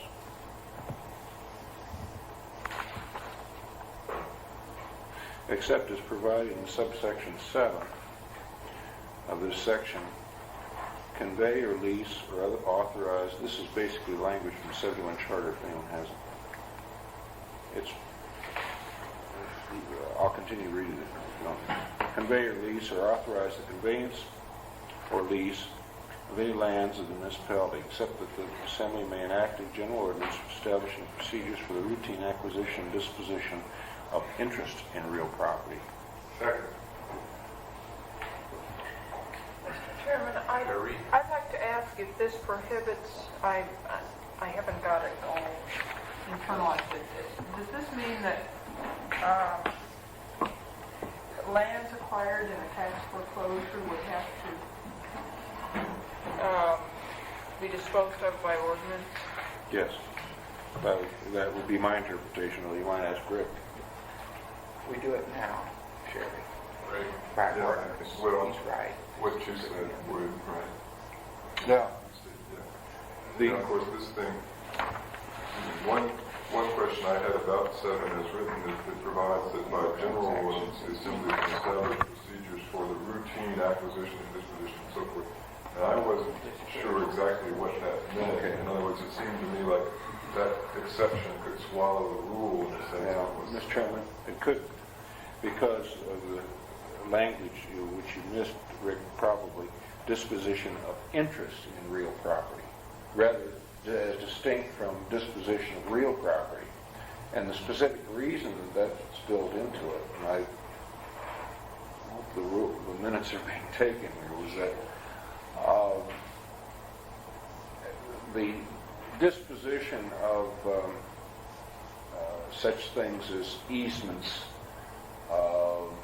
rights of way, specifically those things, we're not, that's what we're addressing. All right, Dick, I see what you're getting at, but I seriously question whether the word interest is limited in that way. I believe that an interest in real estate includes any possible interest in real estate, including a feeding interest.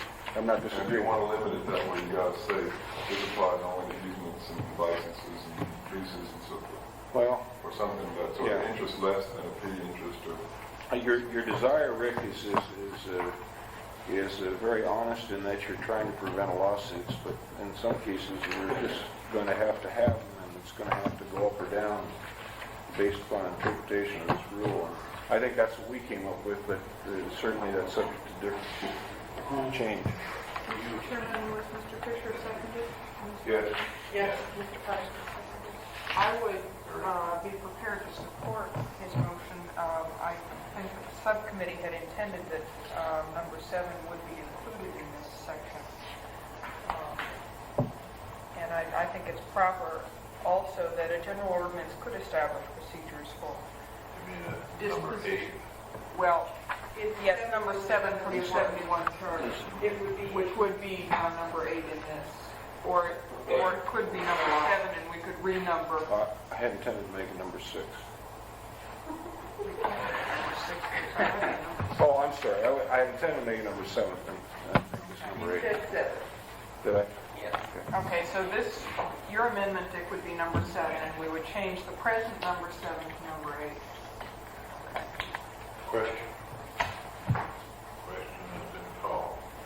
Do you wish for reading of the Yes, please. motion? Wait a minute, just a second, she's got it here. Well, he's moving to insert section 7 from the 1971 charter, She's got it. so that it would become section 7 in the new charter, and therefore moving our current 7 to 8. And it reads, except as provided in subsection 8 of this section, convey or lease or authorize the conveyance or lease of any lands of the municipality except that the assembly may enact a general ordinance establishing procedures for the routine acquisition and disposition of interest in real property. Second, is there further discussion? All those in favor? Aye. Those opposed? So ordered. Mr. Chairman? Mr. Fisher? I'd like to move for the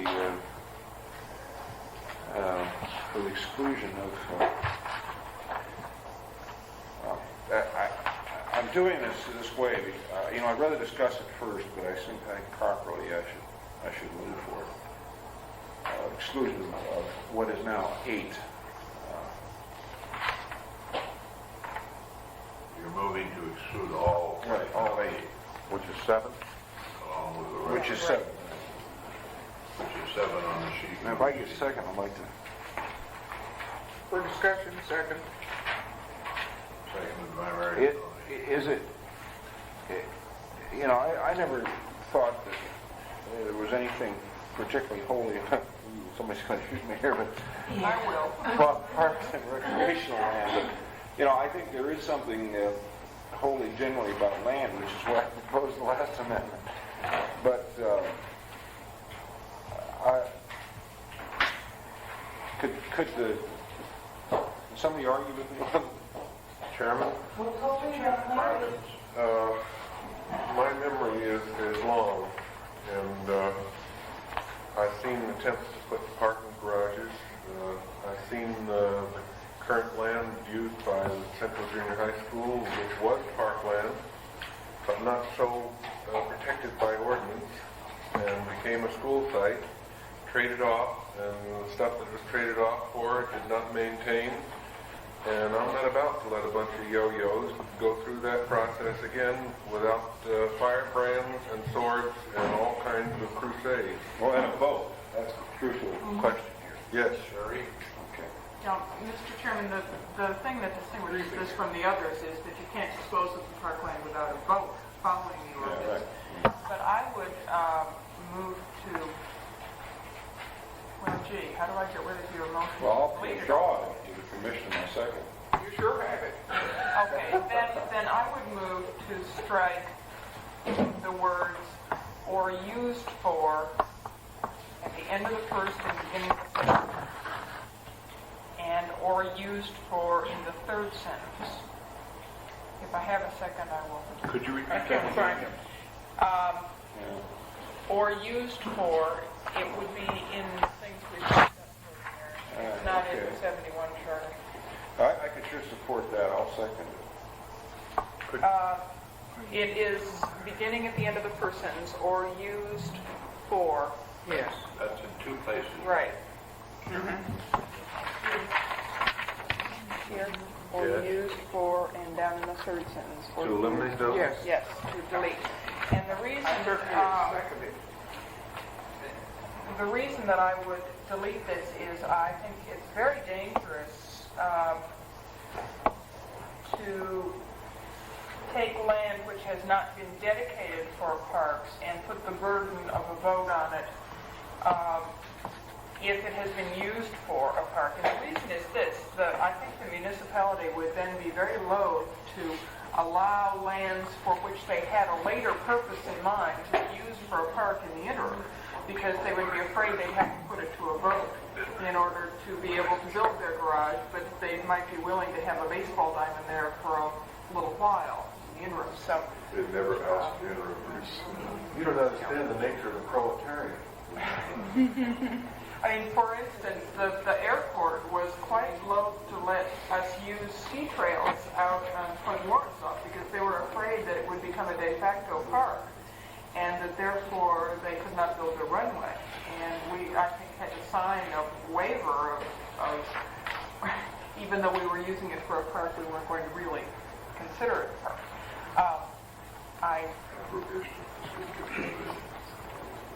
Mr. Chairman, I'd speak to it too. Right now, we have given permission for school sites that have been bought ahead of time to be used for park purposes in the meantime. And I definitely agree with this amendment. Question?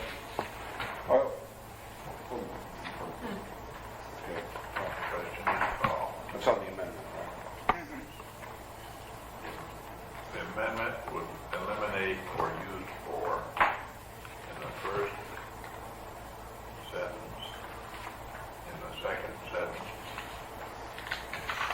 and I don't see it in the fourth sentence, but It's in the third sentence. it's in the third. I don't see it there either. It would read, convey an interest in real property dedicated to public park or recreational purposes. An ordinance conveying an interest in real property dedicated to public park or recreational purposes is valid. You follow it then?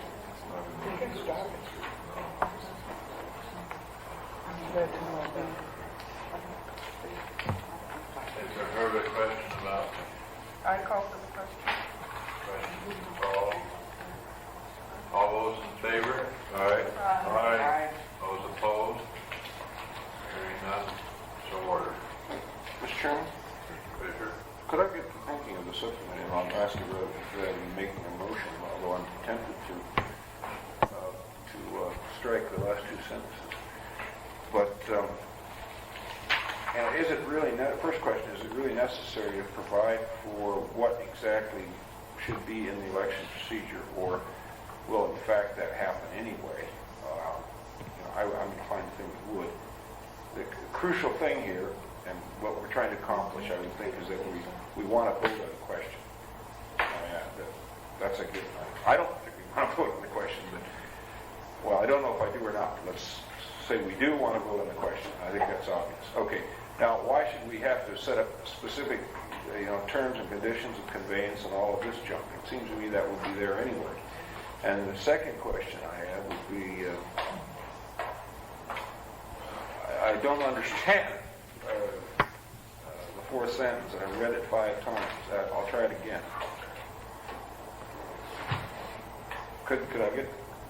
I think Rick maybe could respond to the fourth sentence better than I could, but I would say in the third sentence that the idea is, and maybe we need to insert a word, that we want not just a legal description of the property, but the common usage, common terminology description, because we don't want somehow the disposal of parkland hidden in Section 7. in, yeah, Meets and a bounds. township so-and-so.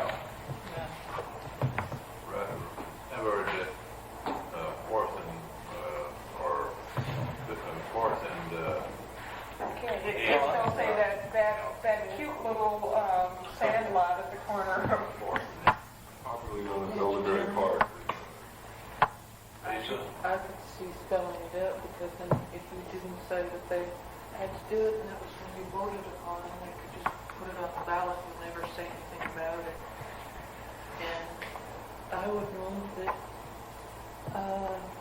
between A and description in the third sentence, we insert comma. Between where? A and description, including a common description. For a common What's a common description? so that it would say a. Mr. Chairman, I think that what we're trying to get to and what was left out from the wording of the 71 charter is the stuff in parentheses that says including description by common place name and or street location. How about after the word property by popular or common place name, or by popular place name? Just as a suggestion. That would be all right. Yeah, We accept your substitution. We so. Yeah. Place name. Property by popular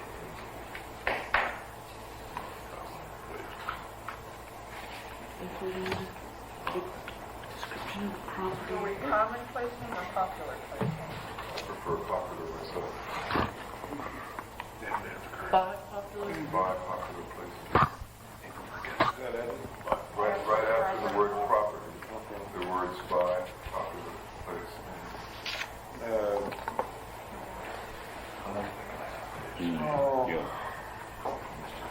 Mr. Chairman, Mr. Fisher? well, I don't know, if Rick doesn't have any problem with that, I don't know why I should, but it doesn't seem to be, there's something holy about legal description. Well, I think it should be both. Yeah, well, it doesn't say, Okay. you're not saying both, you're saying only one. And that's all. Popular place name and legal description. Yeah, Yeah. if you're gonna do anything, I think that's what you gotta do. Did you accept that? Accepted by the Did she have a second? Yep, I did. jury. Chairman, I call for a question. The question. Question called. All those in favor?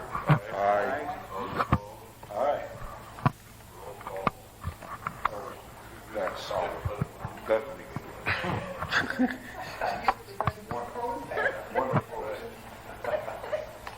I'll vote yes.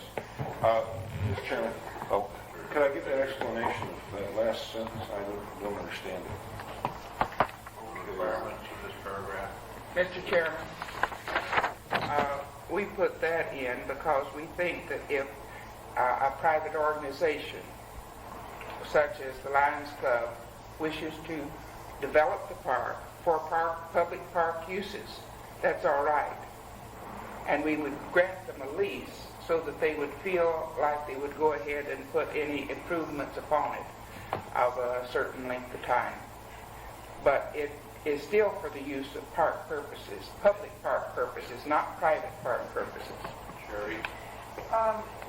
Dick, the 1971 charter said, rather than convey an interest in real property, it said sell, lease, or dispose of real property.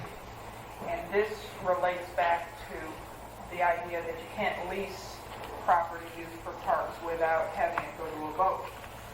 And what we wanted to be sure is that you could lease it to someone who intended to use it for park purposes. But you couldn't, public park purposes, but you couldn't lease it to someone to build a building on or someone to use for some purpose other than park. Well, what is recreational purpose then? Drinking. I don't, if you're going to prohibit it, I think you should prohibit it. And I've always been taught that there isn't much difference between a sale and a lease. If the lease is long enough term and for a specific rate and all that,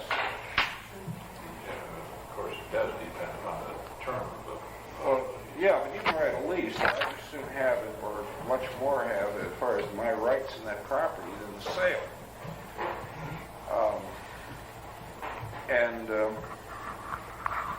Gosh, language really bothers me. I don't know if I can name a pitfall, but I have an inkling of one. Well, I would strike it. I don't see any reason for it. If the Lions Club wants to come to the Borough Assembly and get, or to the legislative body, and get and improve a piece of property for public purposes, and then why don't they just go do it?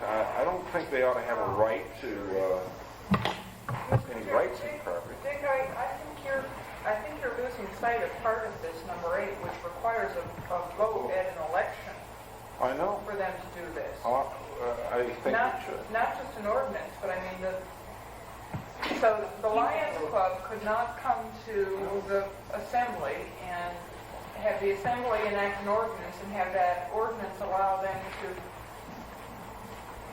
lease the property to develop it for 1 year as a park for general public use without putting it on the ballot. Right, and I frankly don't know any reason why they should want a lease on it. So you think it should be done by contract? I can think of a specific Leases are done instance. by contract. Because the Lions people wanted to develop the Jewel Lake swimming beach for public use, they wanted a lease on it in order to be able to have some assurance that if they build all sorts of equipment there for public use, that they were going to be able to continue to operate it for X number of years. They weren't going to go to all the trouble of building all of that stuff without some guarantee that they could have a continuing role in it. Most charters of these service organizations do not permit long-term commitments on any kind of a lease. If you look at the Rotary Club charters or the Lions and all that, they're not empowered to sign for 10 years on a project. Yeah, Mr. Chairman. Yeah, I sympathize. Why have a contract at all? I sympathize with what Sherry's saying. The trouble is the downside risk of what we're doing here, I don't think is worth the upside risk. I'd be willing, Mr. Chairman, to delete this sentence and ask the people who deal in parks and recreation if there's any problem with it. Great. I'm over for deletion. If they can think of any reason Fair enough. why, if it doesn't appear to them that a lease would be necessary or ever advisable, if things could be done by a means other than lease, Mr. Chairman, I think it would be fine. the city right now is wanting to get an agreement with the borough for a 55-year lease on the ski hill next to West High School.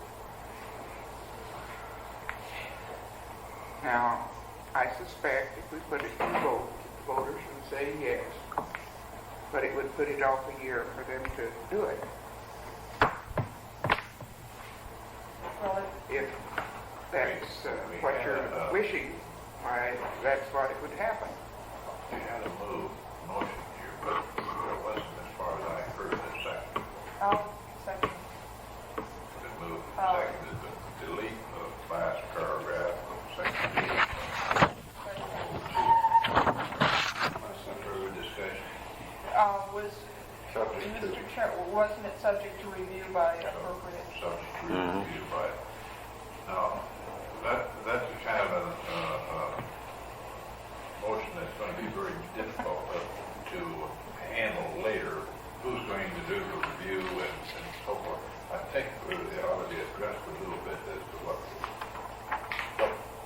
is expected of, we'll say, Rick in writing this. Let's say Rick. Before there's growth in the nation, I'd like to have it clear so no question if somebody puts it back in, I have the authority to do so. Well, Mr. Chairman, all this is subject to review as far as I'm concerned. I don't know. Frankly, I don't know why I'm getting so excited about this. I'm not so sure. We're really getting involved in the academics of writing this thing. So, because if you're going to require a public vote, then which I'm not so sure is necessary, and we ought to require a public vote. The one place where this could be used without being too frugal as far as the borough property is concerned, the municipal property is concerned, is leasing on a long-term basis for recreational purposes a parcel of land. I specifically think of some of these mountaintops. Or the golf course in the hillside. Yeah, and that would bother me a lot if that wasn't, in fact, specifically on something like that, more than disposing of property, I'd want to have that put on a ballot. That You want to be able to vote. yeah, that hurts. That specific instance kind of Might have a roll call. yeah, that's Or at really least the recreational. bothered. All right, if there's a call for the question. Question? Yes. Question been called. All those in favor? Aye. Those opposed? Hearing none, so ordered. The chair read that we still have Mr. Fisher's motion. Mr. Chairman. To amend by excluding subsection 8. He withdrew that, I believe, Yeah. He and Mary. way back. Before I proposed. Mr. Chairman, I hate to be a bore, but I'm still bothered by number 5. And the thing that's concerning me particularly now is any bonding entity always looks at your charter whenever you go in for bonding. And this would imply to them that the city is in a regulatory situation, which is not very acceptable to a bonding company. Now, if we look at the old charter, they had a neat little catchphrase, which I've moved that we insert in ours. It says regulate, comma, to the extent permitted by state law. And this would take care of the public utilities aspect, the Public Utilities Commission. And in other words, the city would have, or the municipality would have the right to regulate, subject to any state utility statutes that are on the books.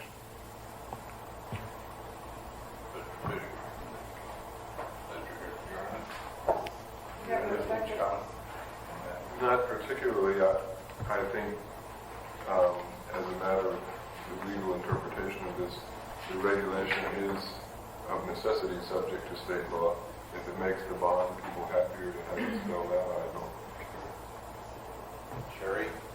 I'd like to take notice of the fact that Fred, who is always so interested in a short charter, when it comes to his sacred cow, is lengthening it.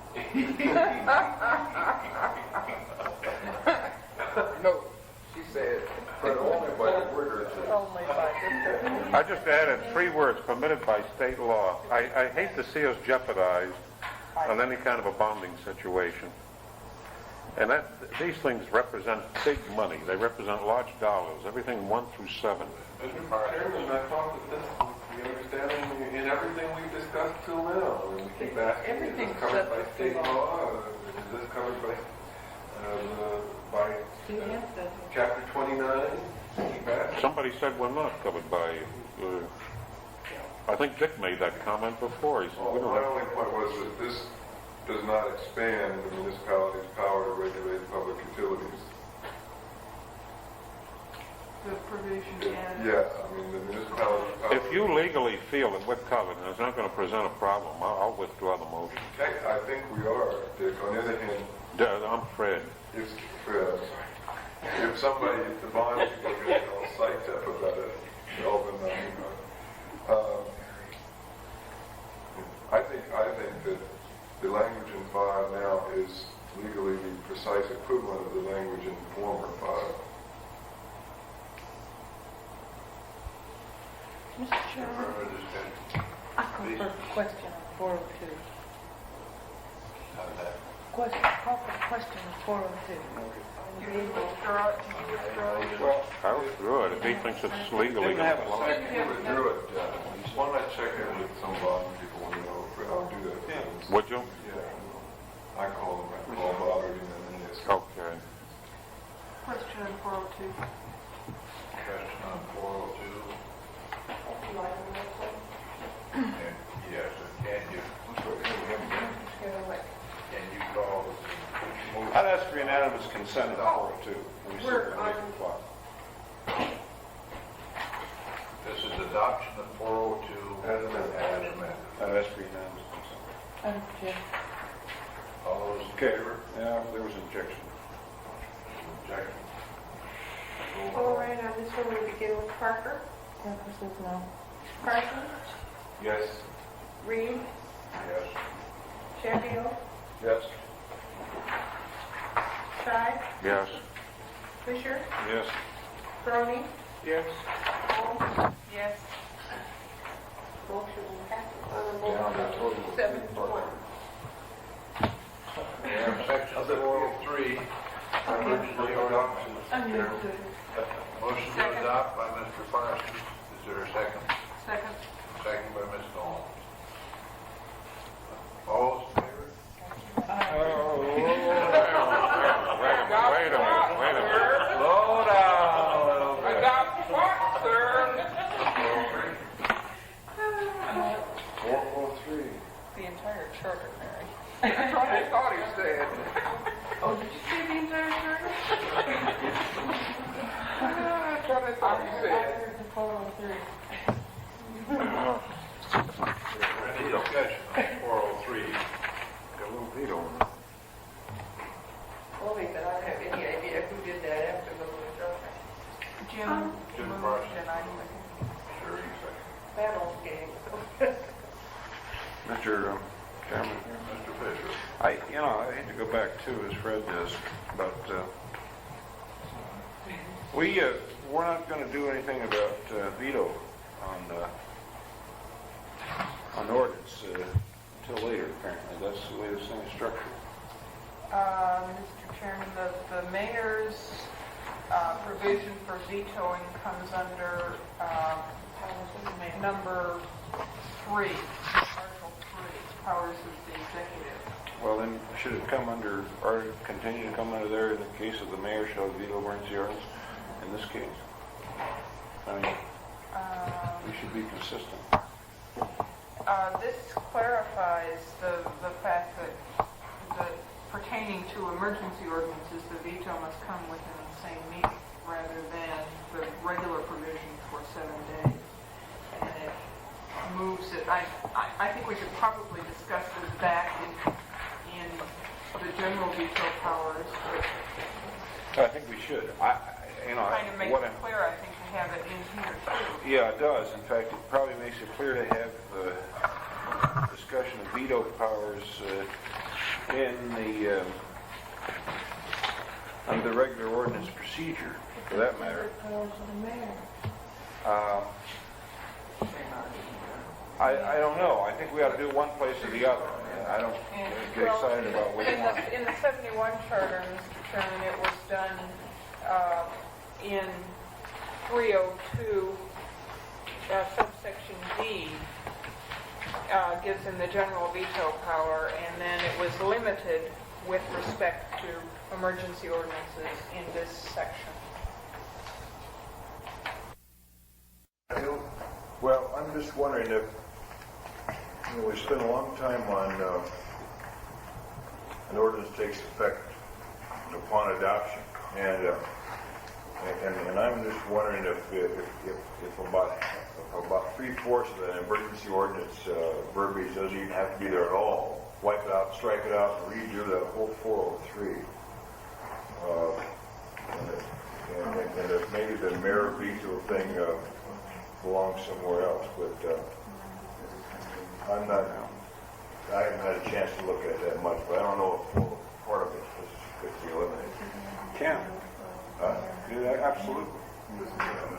Rick, can you, I move that we rework it, or Rick rework it, As I see it, Bill, I'm perfectly willing to, be instructed on this. I don't see anything in this provision for emergency ordinances that speaks to the time that the ordinance becomes effective.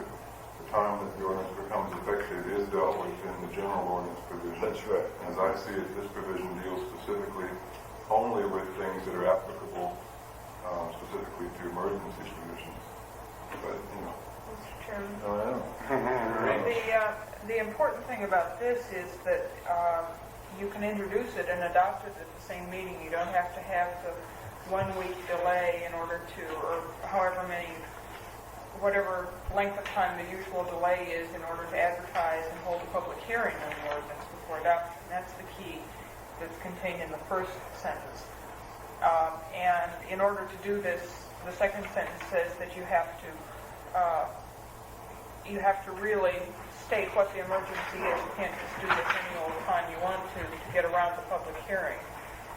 And I think that's an important sentence to have. Then it says that a greater number must vote on it in order to pass it. If it's truly an emergency, they would vote on it. Then it speaks to the fact that the mayor can't veto it a week later, as he normally can. He has to veto it immediately. And then the last one is that it's effective only for 60 days, rather than being permanently on the book. could we then, I think I could read this better if you had one sentence and you went A, B, C, and D, and these are the provisions. I think that might be a lot more clear than having it like this in 2 paragraphs with 5 or 6 sentences. I think if you went an emergency ordinance maybe shall be, and then 1, 2, 3, 4, 5, boom. Mr. Chairman, I would agree, and I would think that we could pass this in substance and have Rick rearrange it rather than Just taking the make it time easy right read now. for us folks. Okay. You one of those folks? Chairman, You one of I those move folks? up There would be any merit in putting in the members of the legislative body and the mayor be informed of the enactment of the emergency ordinance, so that the mayor would. I'm trying to think whether in another section we dealt with the requirement of notice of all meetings, we required reasonable notice of all regular and special meetings. I'm not sure if that speaks entirely to this question of whether we should have special notice for adoption of emergency ordinances. Well, it says to the public and to the assembly. Yeah, but I see what you're saying. Mr. Chairman, I would move that we incorporate into this section somehow that the members of the legislative body and the mayor be notified when an emergency ordinance was going to be introduced. Notify how fast? To the fact that an emergency ordinance was going to be introduced, so that the mayor would have the option of being at the meeting if he wished to veto, and that he would We notify the need of the, did you set any time in there, of the introduction of the emergency ordinance? What about reasonable notice? And let that be a little flexible. That's a pretty flexible term. Let that be a little flexible. Reasonable, 3 years. Well, Mr. Chairman, I think that the true meaning of an emergency ordinance is if you have a dire emergency that occurs at 6:30 in the evening and you need to have some kind of action taken, that action can be taken that night by the body if necessary, but it's not a binding thing on the municipality for more than 60 days. It's a temporary action. The enactment of the multi-member districts was an emergency ordinance, and if the mayor wasn't there and if he would have wanted to veto it, and he hadn't been notified, then he wouldn't have had that option. That's assuming, Lisa, that you're agreeing with the mayor that he shouldn't have to attend meetings here. And I don't frankly agree with that. I think he ought to be at every meeting. I think that should be tough. Mr. Chairman, I guess I have been rather amused by this frou-frou over whether or not the mayor has to be at meetings. I have noted there have been times for 2 weeks at a stretch that it was quite desirable for our mayor to be in Washington, D.C. when some legislation was very important to us, was in fact being decided whether or not it would go or wouldn't go. And I think that there are times that he might not be present for the so-called minimum number of meetings if you required his attendance, without more than so many misses, without being excused. Yes, so I don't see that as something that we should put upon it in the charter. Was there a second to No. this? Yes, I intended to second it. I think it should be noted. I thought I had. You said reasonable, that was. Yes, I added the reasonable to it, please. Could we hear the amendment again?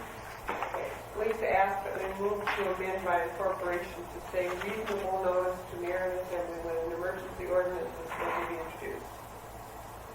Now, That's second. not the specific one. Yeah, Mr. Something Chairman. to that effect.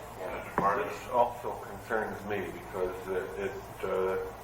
if this structure of government maintains in the final draft and is passed, the mayor is thwarted his veto power by being out of town. There are provisions whereby our mayor can veto from a distance. It has been worked out in a procedure. But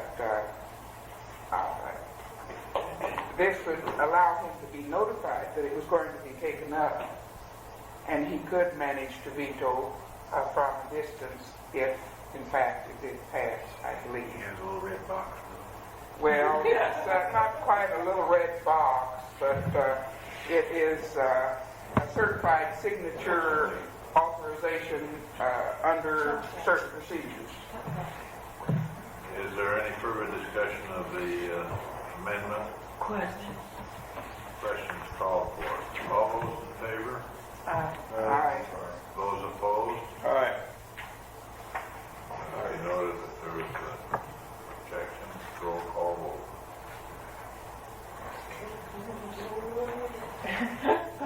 This time we start with Mr. Parsons.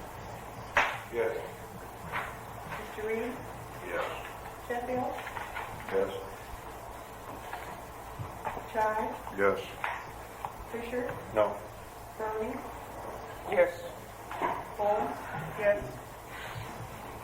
And Parker? Yes. Now wait.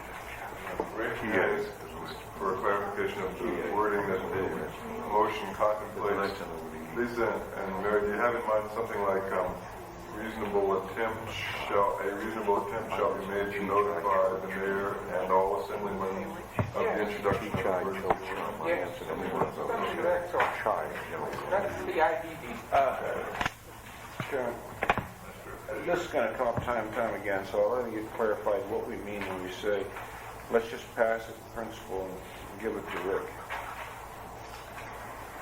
That means it comes back to us for a look. Okay. When we're looking at the total thing and we're reading it through closely, and we'll have it for a night or two, and we'll all read it through, and we'll say, well, this place we need to look at again, this place we need to look at again, that place we need to look at again. Well, And we pass the whole thing as a gosh darn whole. I'll tell you, could I make another suggestion on top of that? That in addition to that when Rick gets it finished, that he give us a separate sheet with that on it at the next meeting. It's not on the agenda, but at least we have it, so we get a chance to observe it ahead of time. I think that it's reasonable. I lose track of all of these little places where we've said, unless Eddie's keeping track of. I'm trying to keep it in your minutes. I can run an extra If you, chart. if you could, this week, if you have some spare time, run just a tally sheet of those things in which we have said, we plan to contact someone on this, or we plan to further redraft this, just as a check on us, because we've given that direction, and I know that I've lost track of some of the times when the subcommittee's supposed to. Well, I think that's excellent suggestion, and that we can do it. And then you give some notation to the members. Here it's in time. For sure it has. We have, It's awful confusing. we do have a main motion now Yes, please have. for the adoption of the section 403 as amended. Is there any further discussion? Question.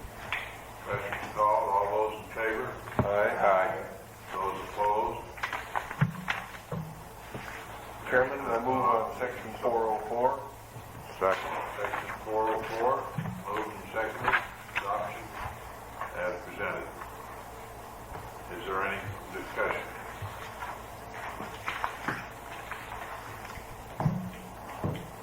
Question.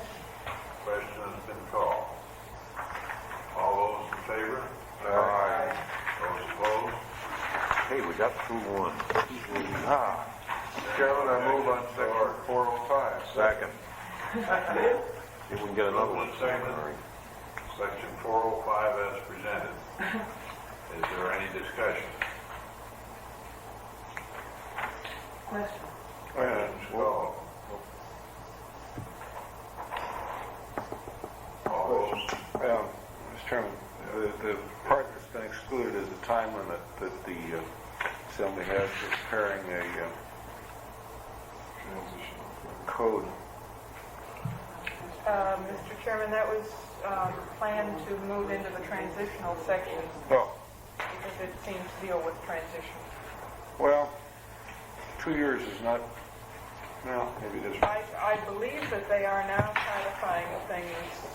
At least ours are codified, and I was under the impression the cities was codified, and I think it's under municipal ordinances rules that both of them are codified, but I may be mistaken.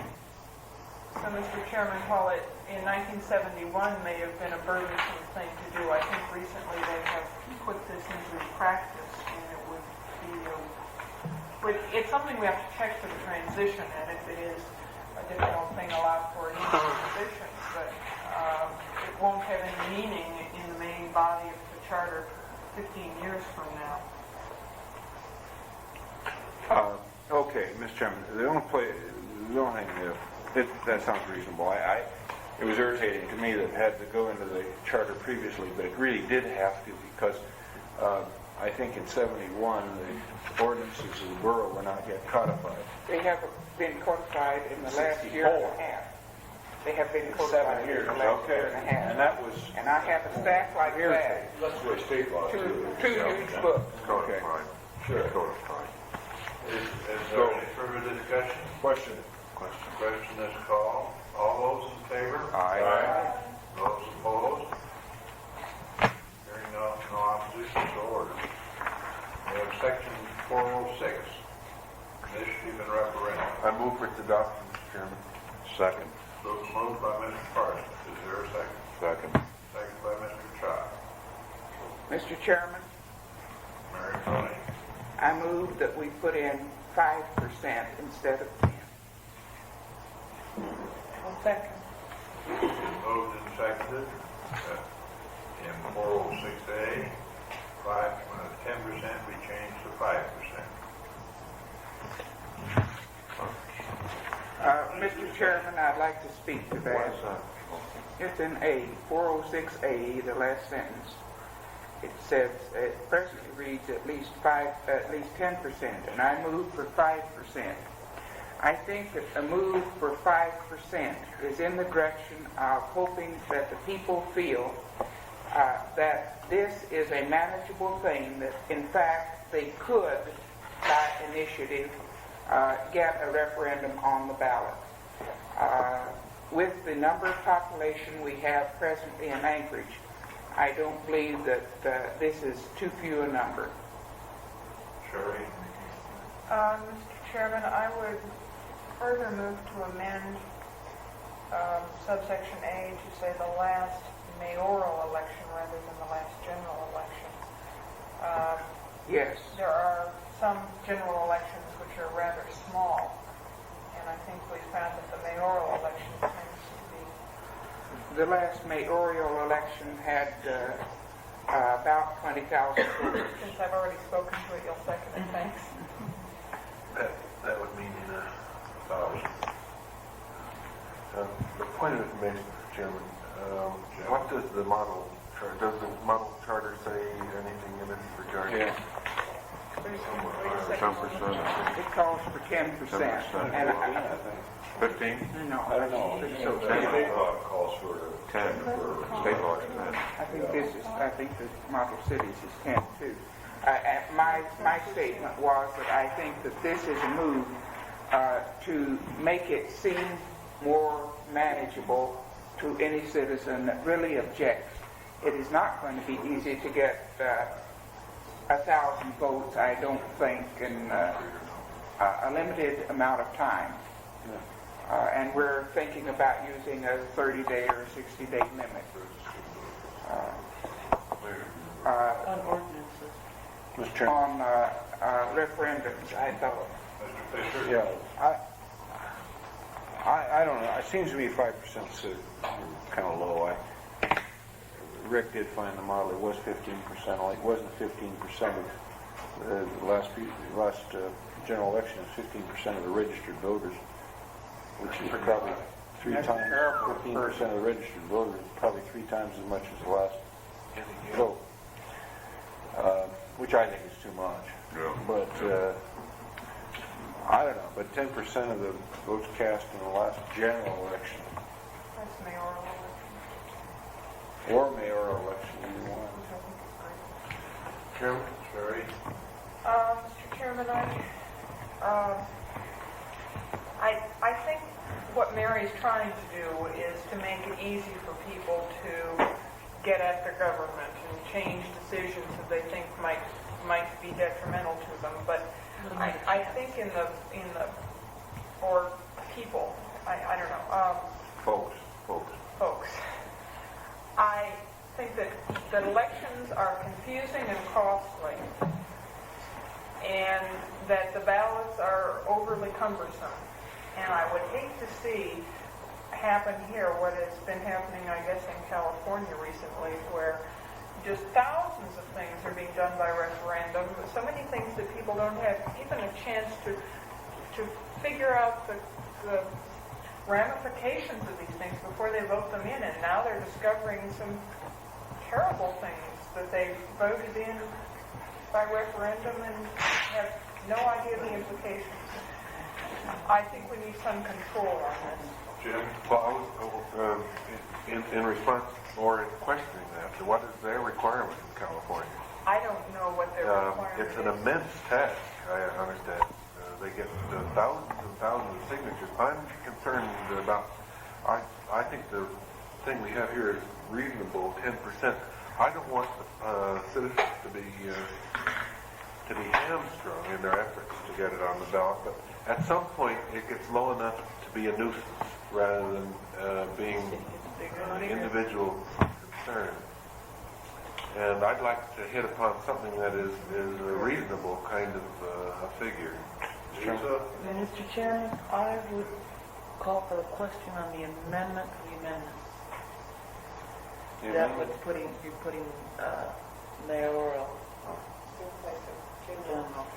Mr. Chairman, could I suggest that the two issues are probably combined and we ought to I don't sit think them so. together? I don't believe there's combined. No. I think they're separate questions. That's why I called for a question on one of them. Well, 5% of the last general. No, we're voting. A It would be general, voting on the mayoral election. Mayoral. Mr. Chairman, a general election usually means a state election in which Yes, and we're voting now on whether the tabulations on a general election or on the mayoral Well, Mr. Chairman, there'd be a way of localizing it by saying municipal election. So the question then becomes whether you want it on the last local election or the last local mayoral election. Because these are two different things again. That's right. Mr. Fisher? I don't understand what general means. I thought general meant, according to Lisa anyway, I thought general meant the last municipal election. It doesn't have, it might be, it might be, and yet it might be the state one. Needs to be the last state election. Doesn't mean that to me when it's in a, Therefore, we need to clarify. municipal charter. That's right. You see, we've got arguments right here. Abby, would you read back the amendment, the amendment? The second amendment Well, I'm not a was regular lawyer either. that 406A should read the last mayoral election as opposed to the last general election. Is there further discussion? Sherry? Yes, I have some further discussion. I want this clear that it is the last general mayoral. I don't want it to be those voting on a revote in a runoff for mayor, in which there were only 1,000 people voting. We won't have runoffs. Well, but they could have runoff. I mean, we don't know that yet. And so I would like it to be the last general mayoral election. How do we, Rick, say That's confusing. Okay. the last regular October municipal election? We may not have it October. Mayoral election. But we've already said October. Regularly scheduled mayoral election. Regular municipal election? The 71 charter said, votes cast for the office of mayor at the preceding mayoral election, but that's not clear as to whether it was a runoff. Well, runoff, I don't think would be a regularly scheduled mayoral election. Okay, regularly That's probably the scheduled language we would have to be put in there, fine. what was in there before. Can I change the intent of my motion? Will my second allow me? Regularly scheduled. Regularly scheduled mayoral election. And the runoff. Question. Question has been called. All those in favor? Aye. Those opposed? Hearing no objections, so ordered. Commissioner Rowe, Commissioner Wilson, no. Lisa? Mr. Chairman, as Yeah, no. if Anchorage What do you want, the bird? is bigger and it's not getting smaller, it would seem to me that 5% would be more. And it's through surveys and polls and stuff like that, they show that people that move to Anchorage have a tendency to vote just as much as the people that have lived here a long time. Sherry? I would point out, Lisa, that as it gets bigger, 5% does get greater, Yeah. but it gets easier to obtain, too. Mr. I'm Chairman? not sure if that's true. Mr. Fisher? Now, I'd like to point out something else. I intend to vote in favor of C because of a particular problem we've had around here. And that's a provision that normally is not in initiative and referendum. I don't think it's in the model city charter, for instance. I'm sure it isn't. How come we're down to C? I thought we were on. Well, no, because I think it bears on the percentage of voters Oh, all right. that we takes to petition. And, you know, I could see some real, well, I think Jim put it, you know, where does it become a nuisance? And I mean, wow, I can see the assembly really hung up on some issue. I mean, just really hung up for a year, and in fact, forever. You know, it's too darn easy. But do we want to work at the pleasure of the assembly, or do we want to work for the pleasure of the people? We want to work for the pleasure of the people. We don't want to work for the pleasure of 5% of the people. Mr. Chairman, it won't be 5% of the people because the referendum has to be voted on at a general election a referendum, an issue does not trigger a special election, does it?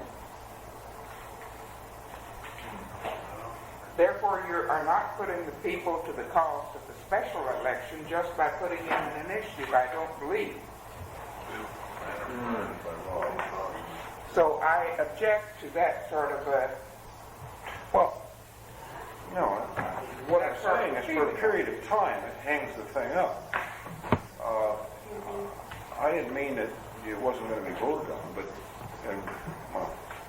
Well, I'm curious about that point that Mary brings up as to when that is voted on. I don't see it anywhere at this point. Sherry? I would say that unless we provide otherwise, that it's discretionary as to whether it comes at a special or general election. And the reason is because if you look in D, an ordinance or resolution is suspended by the filing of a referendum petition. And the suspension only terminates if the petition is insufficient or if it is voted against. Now, it might be a could method have, of postponing, in other words. well, yes. I mean, you could All have right. a petition filed I second will, week in October and I see what will, goes there. ask to pull out my amendment for 5%. I hadn't thought about that side of it. No, I'm content that we discuss it. I haven't really thought am about open that with it. side of it. I want what's right for good government for the majority of the people, but I want nuisance. 2,000 is possible, but I don't want it to where it takes days to get it. I have never worked with a referendum. I don't know whether you can get votes on putting a referendum on by just standing at the local supermarket for a weekend or two, one person, and succeed. You know. Are you then withdrawing your... I'm withdrawing my suggested amendment if my second will permit me. Agreeable with your second? Will you? No, guess it's wrong. Thank you, Lisa. Chairman, Bet you owe her. speaking to the motion as it now reads, we're saying 10% of the last municipal mayoral election, however it reads. Regularly scheduled mayoral. So, and what happened the last time? How many people voted for mayor? 20,000 approximately. And that would mean 2,000. 2006. and it'll get a little larger. As it goes along. And it may get to the point that it might be, Then you could amend the it might be 4,000, 6,000, but maybe by that time a charter amendment might be in order. Lisa? I call for the question. Question that's been called for. Adopt 406A, A, B, and C. A, B, and C. I would say, No, the motion that goes as far as 406 says, world to be in motion, so 406 says presented. A, B, and C. well, and somebody was cussing me out for discussing C. I take it all back, kind sir. on the floor, and you're supposed to be discussing the amendment. Thought we were discussing an amendment, and I wanted to know what it had to do with it, but it did have. I accept it. All those, any further discussion? On 406, question. 406. Question. All those in favor? Aye. Those opposed? Hearing none, so ordered. Mr. Chairman, I move for adoption of section 407. Second. Moved and seconded to adopt 407 recall as submitted. Is there any discussion? Mr. Chairman, Rick? a clerical type of thing. I think after the word ballots, there needs to be inserted the words in that district. When we're talking about recalling people elected from a particular district, we want the 25% figure on the basis of people who voted in that district. Yeah, because if you're seeing the district, you got to provide that. Yeah. This was Mr. Chairman, I would like to ask a question. Mary? It says that an elected official may be recalled by 25% of the voters who cast ballots in that district in the last general election. It took 50% of the voters to elect him in that district that voted. Now, are we talking about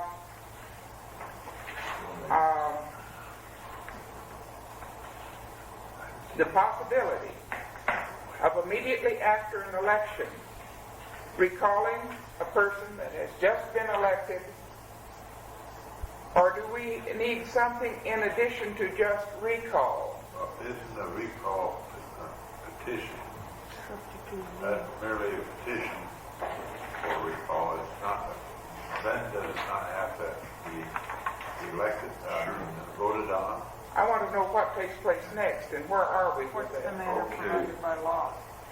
The recall petition requires the 25 votes, and of course, once the petition is accepted and valid and so forth, then the recall goes to a popular vote and would have to pass by a majority of those voting. The reason this is kind of cryptic, one reason anyway, is that the recall provisions in the statute do apply to us as of now, and they're very elaborate, or pretty elaborate. All right, this is what I'm asking because I had not read number. Rick, you put a word in, where'd you put that in at? I put in after the word ballots in the second line on the last page, the words in that district. Yeah, because if you go to single-member districts, you'll have to do that. Lisa? I want to ask Rick a question to see if something like this would happen here. Somebody told me about in the town in Southern California where they got a petition to recall the mayor, and that they got a sufficient number of people and everything, and they put it on the ballot to recall, and then on the same ballot they put all the people who wanted to be mayor again, and this man's name was on there. But then on the votes below, he didn't get the most votes, and so the person who had the most votes, they put him as mayor. I would think offhand that would be the wrong thing to do, because unless he's recalled, there's no vacancy, no need for anybody else to be elected. But that points up something, Lisa, that maybe needs to be put in here. In some of the things we've looked at, I forget which it is, it says if contrary propositions are approved in the same election, then the one receiving the greatest number of votes prevails, something of that sort. Conceivably, you have two initiatives, in other words, with diametrically opposed results, and they could both pass. Sherry, the next step. Mr. Chairman, I would move to amend my number, Yes. 407, to read in the second to the last sentence, those voters who cast ballots, and then strike everything after that and have it read in the last regularly scheduled mayoral election in that district. Mr. Chairman, we don't have mayoral elections in that district. We have mayoral elections at large.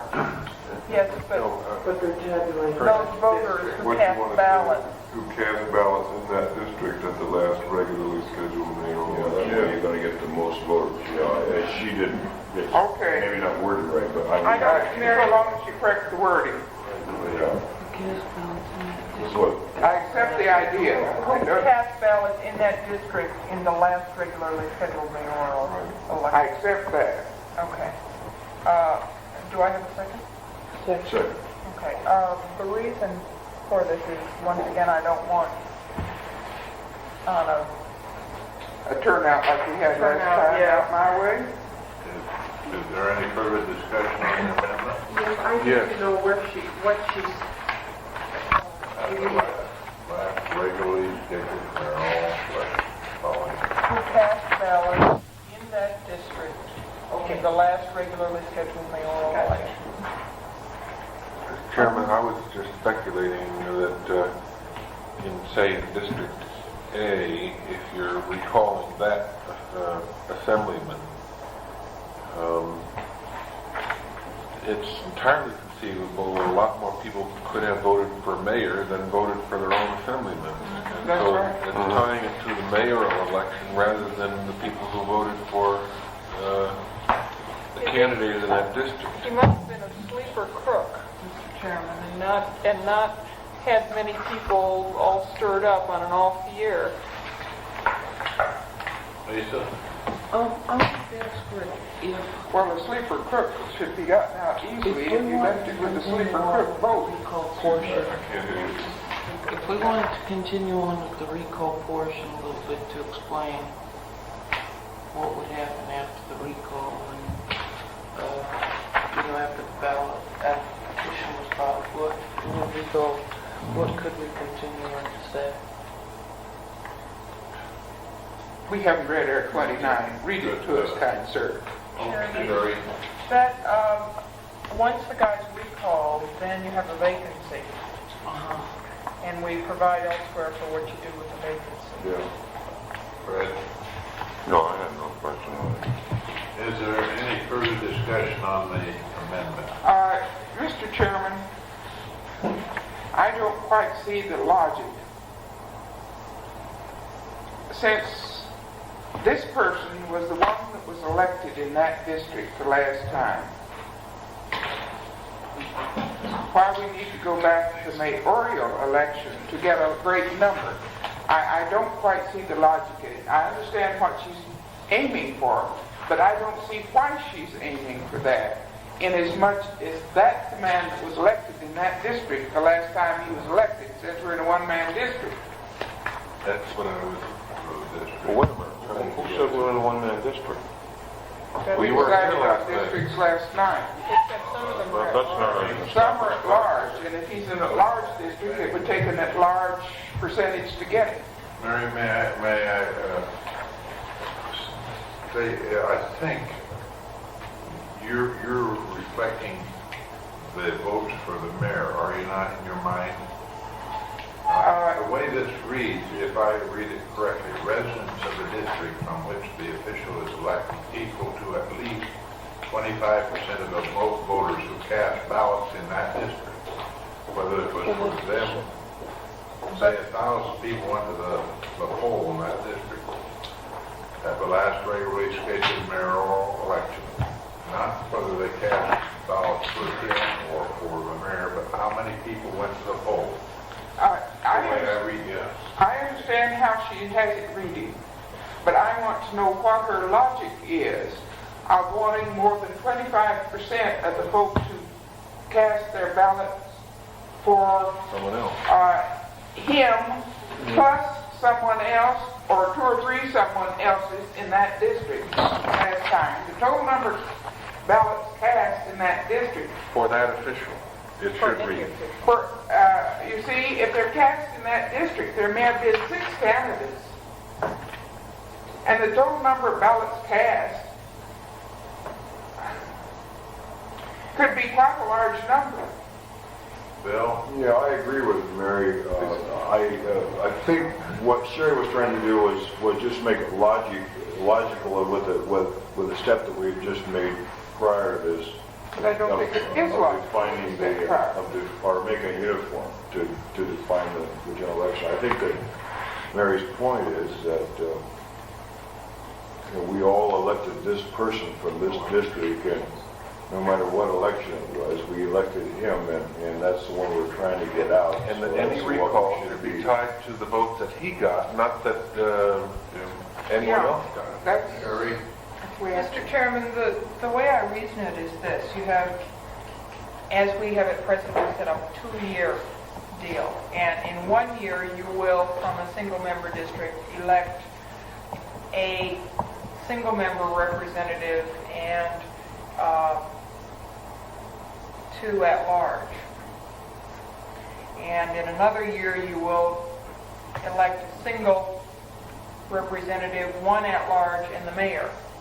I would think that you would tend to get a much greater turnout in that second year when you elect the mayor, and that you ought to tie any recall, which could be a nuisance thing, to your greatest vote. Mr. Chairman? That's That's not fair. Any recall election should be tied to the official vote who is attempting to be recalled. not to how many people voted for the President of the United States or whatever. Recall percentages should be tied to the person for whom the vote is. Would reduce the number.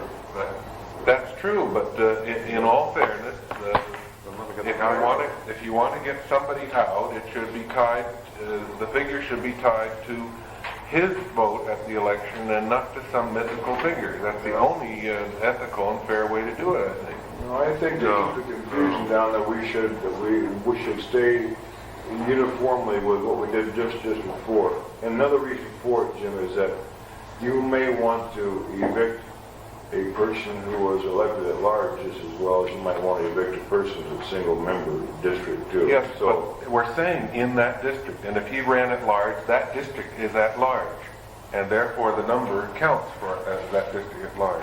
What do we have before us? I'm going to propose an amendment and try it. At present, we have an amendment on 407. So they didn't cast ballots in that district in the last regular scheduled meeting law.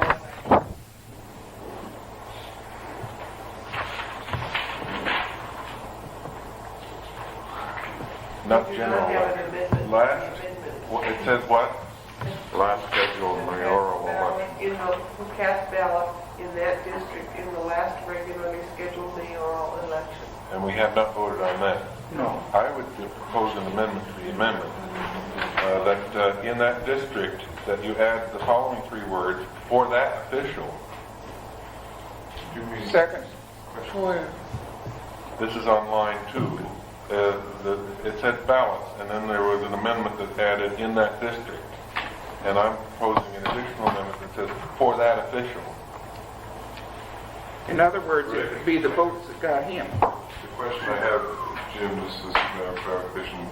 Do you mean the votes that were actually received by that official who That's got right. it, or the total number of votes cast for that office? Well, now this confuses me again. But, I understand that anybody's recall should be tied to their votes. All right. Mr. Chairman, I would like to speak to that, please. well, let's get the amendment up first. We don't even have one yet. Yes, it is. I seconded it. Well, I don't understand what it is. After the word ballots, there's an amendment that now has been proposed in that district, and I'm adding, proposing another three words, for that official. Mr. Lisa? Chairman, I would want to see if Jim would want to go along with this, where that would read, a recall petition shall be signed by a number of qualified voters, residents of the district from which the official is elected, equal to at least 25% of the voters who cast ballots for that official, period. Fine. That's good wording, Lisa. I like it. I have a question, Mr. Chairman. Now we're getting back to what we're really talking about, official that was elected and voted upon. And we're talking about qualified voters within that district. Because we don't want somebody over in XYZ recalling somebody in somebody else's district. If we're talking about being responsive to the local area. So I think that we need to look at that 25%. It may be that we would like a larger percent of those who actually elected him. Because we might have in the district running 5 or 6 people, unless we're going to have a runoff that requires over 50% voting for the elected official. And this, I think, causes us to bring up this business of, do we wish to have runoffs with over 50% vote required? Sherry? Chairman, I have some real problem with tying the petition to the vote for that candidate. And bear with me if I can explain this. You take the example of Lydia's race, where you had, 7 or 8 candidates. You had a very low vote for Lydia. I mean, she just barely got enough to avoid a runoff. And if you take only 25% of those people, I forget how many she got, but it might be only 250 people who could sign the petition to recall her. Now, if I happen to be a voter in that election and voted for one of the other 8 people, I would feel somehow that I had been ignored in the recall provision because my vote in the last election was not really tabulated when it came. I might, if I'd only had 2 choices between Lydia and someone else, have voted for Lydia. I think it's... Mr. Chairman, can I change the word official to office? At least 25% of the voters who cast ballots for that office? Mr. Chairman? Yeah, I think it has to be, because you can't break down eight people's votes, or 8 candidates' votes in one district. You have to vote for the total votes in that district. But this raises another Who problem. you voted for? If you don't have a 40% requirement in the election for the candidate to be elected, there have been times when there have been candidates both for city council and for school board who did not have more than about 20% of the vote for that office when you figured it out and got elected handily and handsomely. And then require 25% of the vote for that office means more votes than they got in the original election in order to recall them on a petition. That's right. So it doesn't handle it either. Rick? Sure doesn't. Gee, this is ridiculous. I was thinking, again, that I'm supporting what I think Lisa's amendment is, or at least I'm making a point that I think bears on that, is if you had a multi-member district and you had 2 people elected with differing votes, one maybe substantially higher than the other, and you keyed the recall to the amount of vote that the candidate received, and both those candidates were to be recalled, they would be recallable by petitions of differing amounts, even though they're elected from the same district, which seems to me very irrational. Harry? The whole thing seems very irrational to me, and I'm having a great deal of difficulty with it. And there was something that I wanted to say, and I forgot right now. I move that this section be referred back to the Charter Production Committee for further study. I think You're not going to get the idea you want. Mr. Chairman, I have problems with the combination of multiple man districts and single man districts. And I will have to admit that I have discovered that I am quite tired, and I was quite tired last night.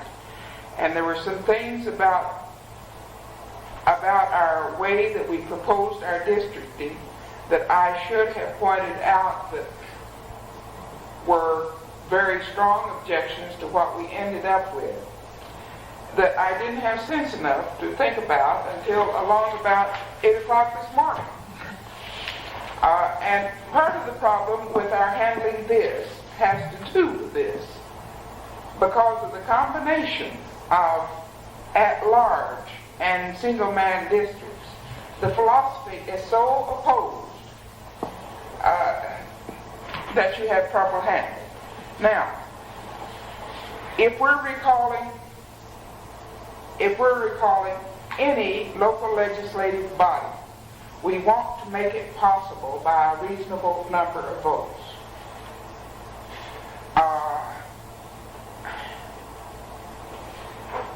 One of the things that bothers me about at-large districts is the great difficulty of getting rid of it if you get a bad one, if you tie it to the at-large vote.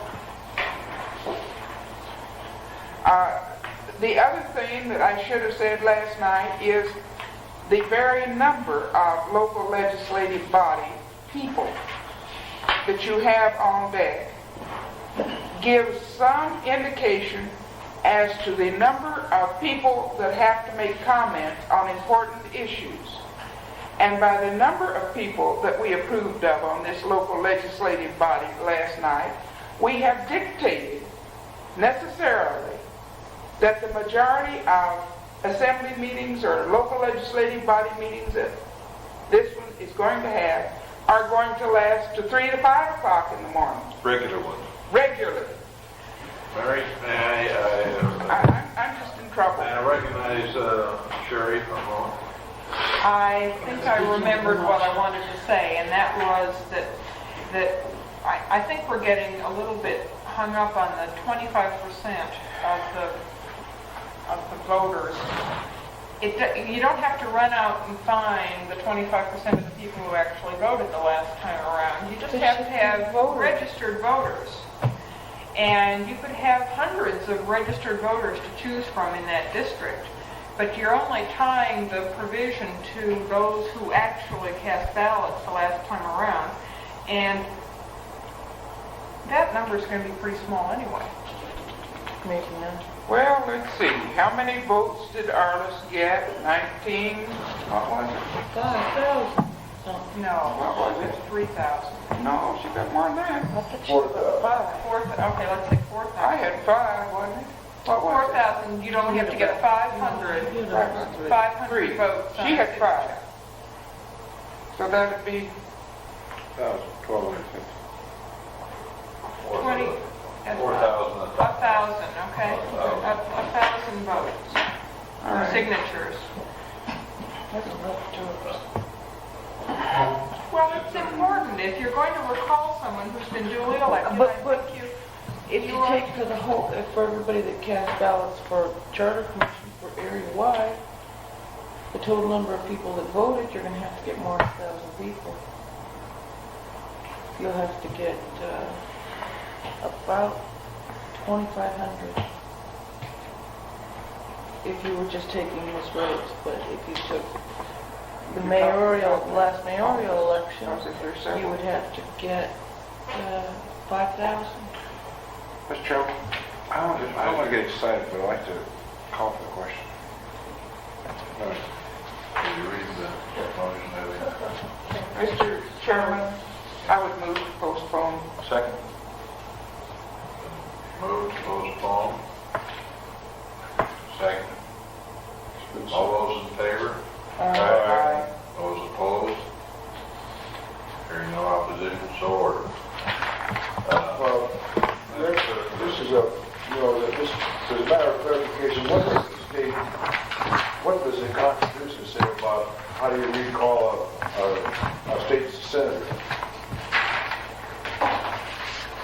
There were initiatives that took them to honesty. I might call your attention to the fact that it's now been 35. Our rule is in effect, huh? Mr. Chairman, Yes, Mary. I would like to beg of somebody that was on the prevailing side last night, being kind enough to reconsider our vote on the legislative body. You were. I was not on the prevailing No, side. she wasn't. I would like to beg of somebody who was to reconsider it at the next time that we have a full commission. Well, that's already been done, Has it? Well, it just That says was as for the provided by the No, that was legislature. just for the executive that was, she's talking about the district. I'm talking about the districting that was taken last night. How do you recall that? Last night.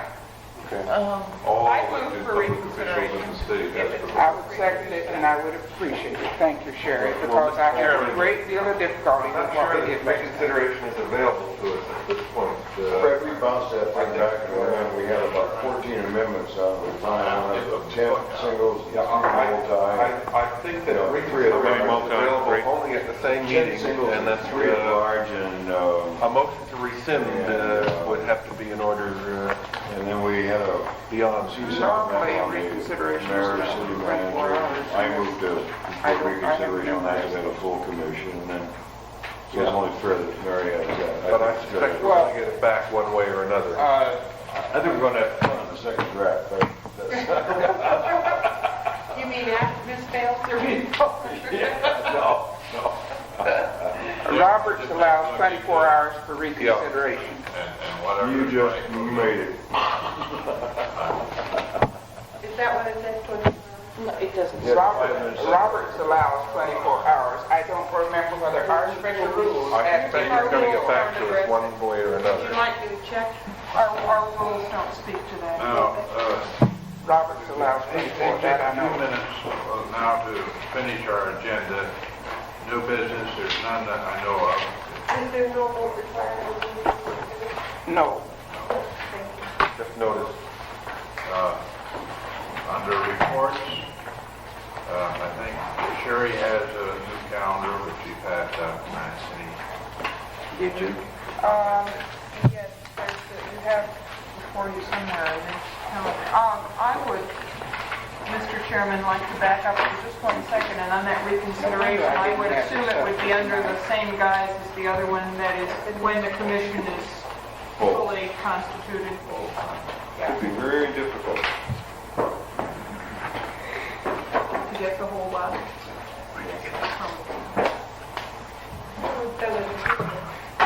That's what we said on the other one. Mr. Chairman, Yes, Mary. I evidently didn't write enough down. What is it we're taking up on Tuesday noon? I need to return to Juneau next week, and I need to know whether I may go in the morning or whether I have to wait until afternoon. Mary, Tuesday noon,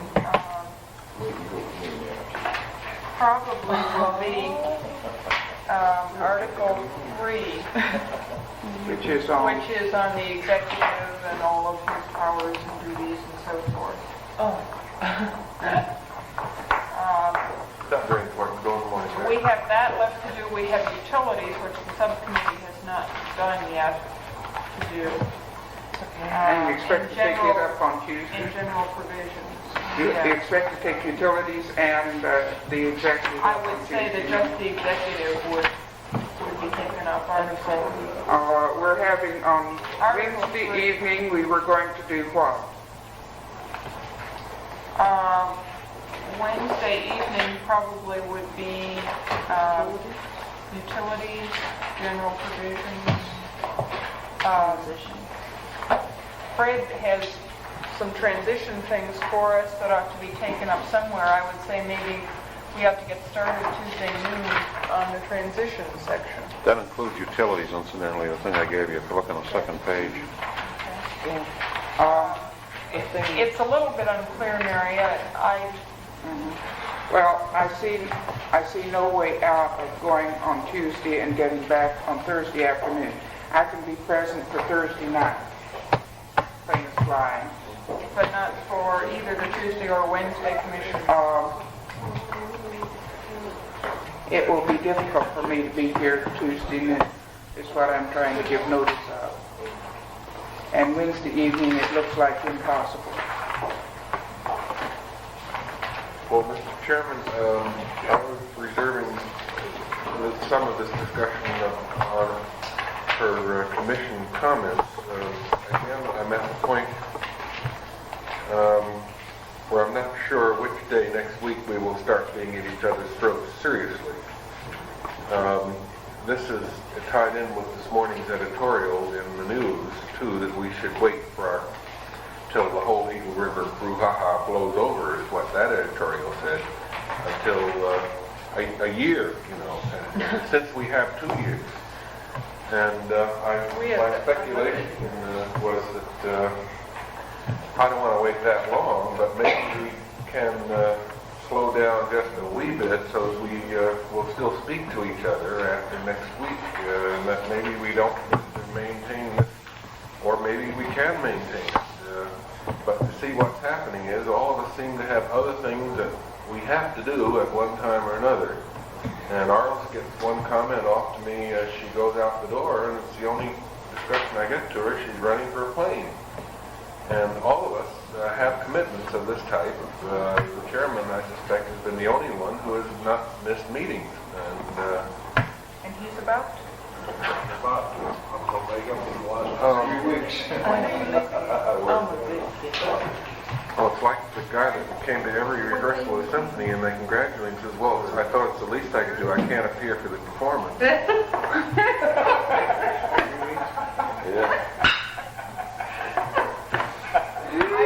I would point out that reconsideration of all of these things, which will require a full commission, 3 weeks. will be set off 3 weeks from Saturday to the 3rd if we have not done them by Saturday the 3rd. When can we get together, all of us, and have a go at it for a day when we're all maybe have a night's rest and I thought maybe... put in a full day? On a Saturday, sit in the sun outside, and I can argue just terrifically. I'm perfectly willing to meet this Sunday, but Charles won't be back until Sunday. And Joe will be back. Joe won't be gone until, he won't be back until Tuesday, is it? Tuesday or Wednesday? Well, that's right. Unfortunately, it's always happened for most of us. Yeah, I mean, You know, you just can't. the inevitability. I would say that probably these things are going to have to go pretty much the way they are into the first draft stage. And we are going to revise and review the first draft. And I think we're going to have to just swallow some of the things that we don't like in the first draft and make big notes to do some revision afterwards. Well, Chairman, I fall in trouble with this in that it affects our interim. It affects, I didn't get elected here to lay a bomb. I really didn't. And I suspect most of us want something to hatch that's a golden egg that comes into a beautiful flowering plant, to mix metaphors, And to do it with this, with what we burst last night, the 10 and 3 and man on second, I don't think it's going to sell very well to the public. I really don't. And once you stop thinking about the amount of time it takes for that number of people to come to a consensus, and having a 13 to begin with, I think that it was sort of a tired vote. I know of at least 3 of us that were tired before we began, and I really felt like an ass this morning when I woke up that I hadn't given at least a few of these arguments, because I can visualize that's necessitating absolutely 2 meetings a week for the Assembly. And if you have 2 evening meetings a week and you keep your main staff out 2 evenings a week, you've half again doubled your staff. You've, because they can't take it, you've just about to the point that you've got to have full-time Assembly. So, No, nothing. I just, I'm about to fall asleep. Sorry. Good evening. Good evening. Mr. Shai, were you going to do a report on the transition committee tonight, or were you just going to hand this? It's up to the chairman. Chairman calls. What did you say? I have everything that I have to say about the Charter Production Committee. I wondered if Fred had some transition material. Well, I want to agree with what Jim said. I think that before the first draft comes out, no matter how it comes out, we have to take up these things that we've reconsidered for, because the first draft is, it's not how the guy plays, it's the fact that he played, and it's in the newspaper, and it's You're all lucky there was no president last night. I'm not sure it wasn't my fault because I well, good. didn't call. We approve of you. But I don't want to be quoted. Maybe everybody will be in Eagle River, and we can do it in front of Eagle River. I think that'd be super. Everybody will be in Eagle River, and we take it up at the Do you have anything to... Only what I've turned in here, which, of course, is devoid of the executive and the other side of it, which pretty well follows the other one. But you've got the thing here on the budgeting aspect of it. This is all agreed to by all of the financial groups now in the city and borough. And the utilities are covered in here. Just what the solution is there. So that's about all at the moment. Then we'll just tie it into what's in the other one. Mr. Parsons, do you have something on the... I really throw it, and Mr. Chairman, that I think we need to start thinking about what we want the Rowans to do the second go-around. Things that we want incorporated, delineated, clarified, and I suggested sometime next week, but he's leaving town, and we tentatively reserved a spot at 11 o'clock tomorrow, and I don't think we're ready.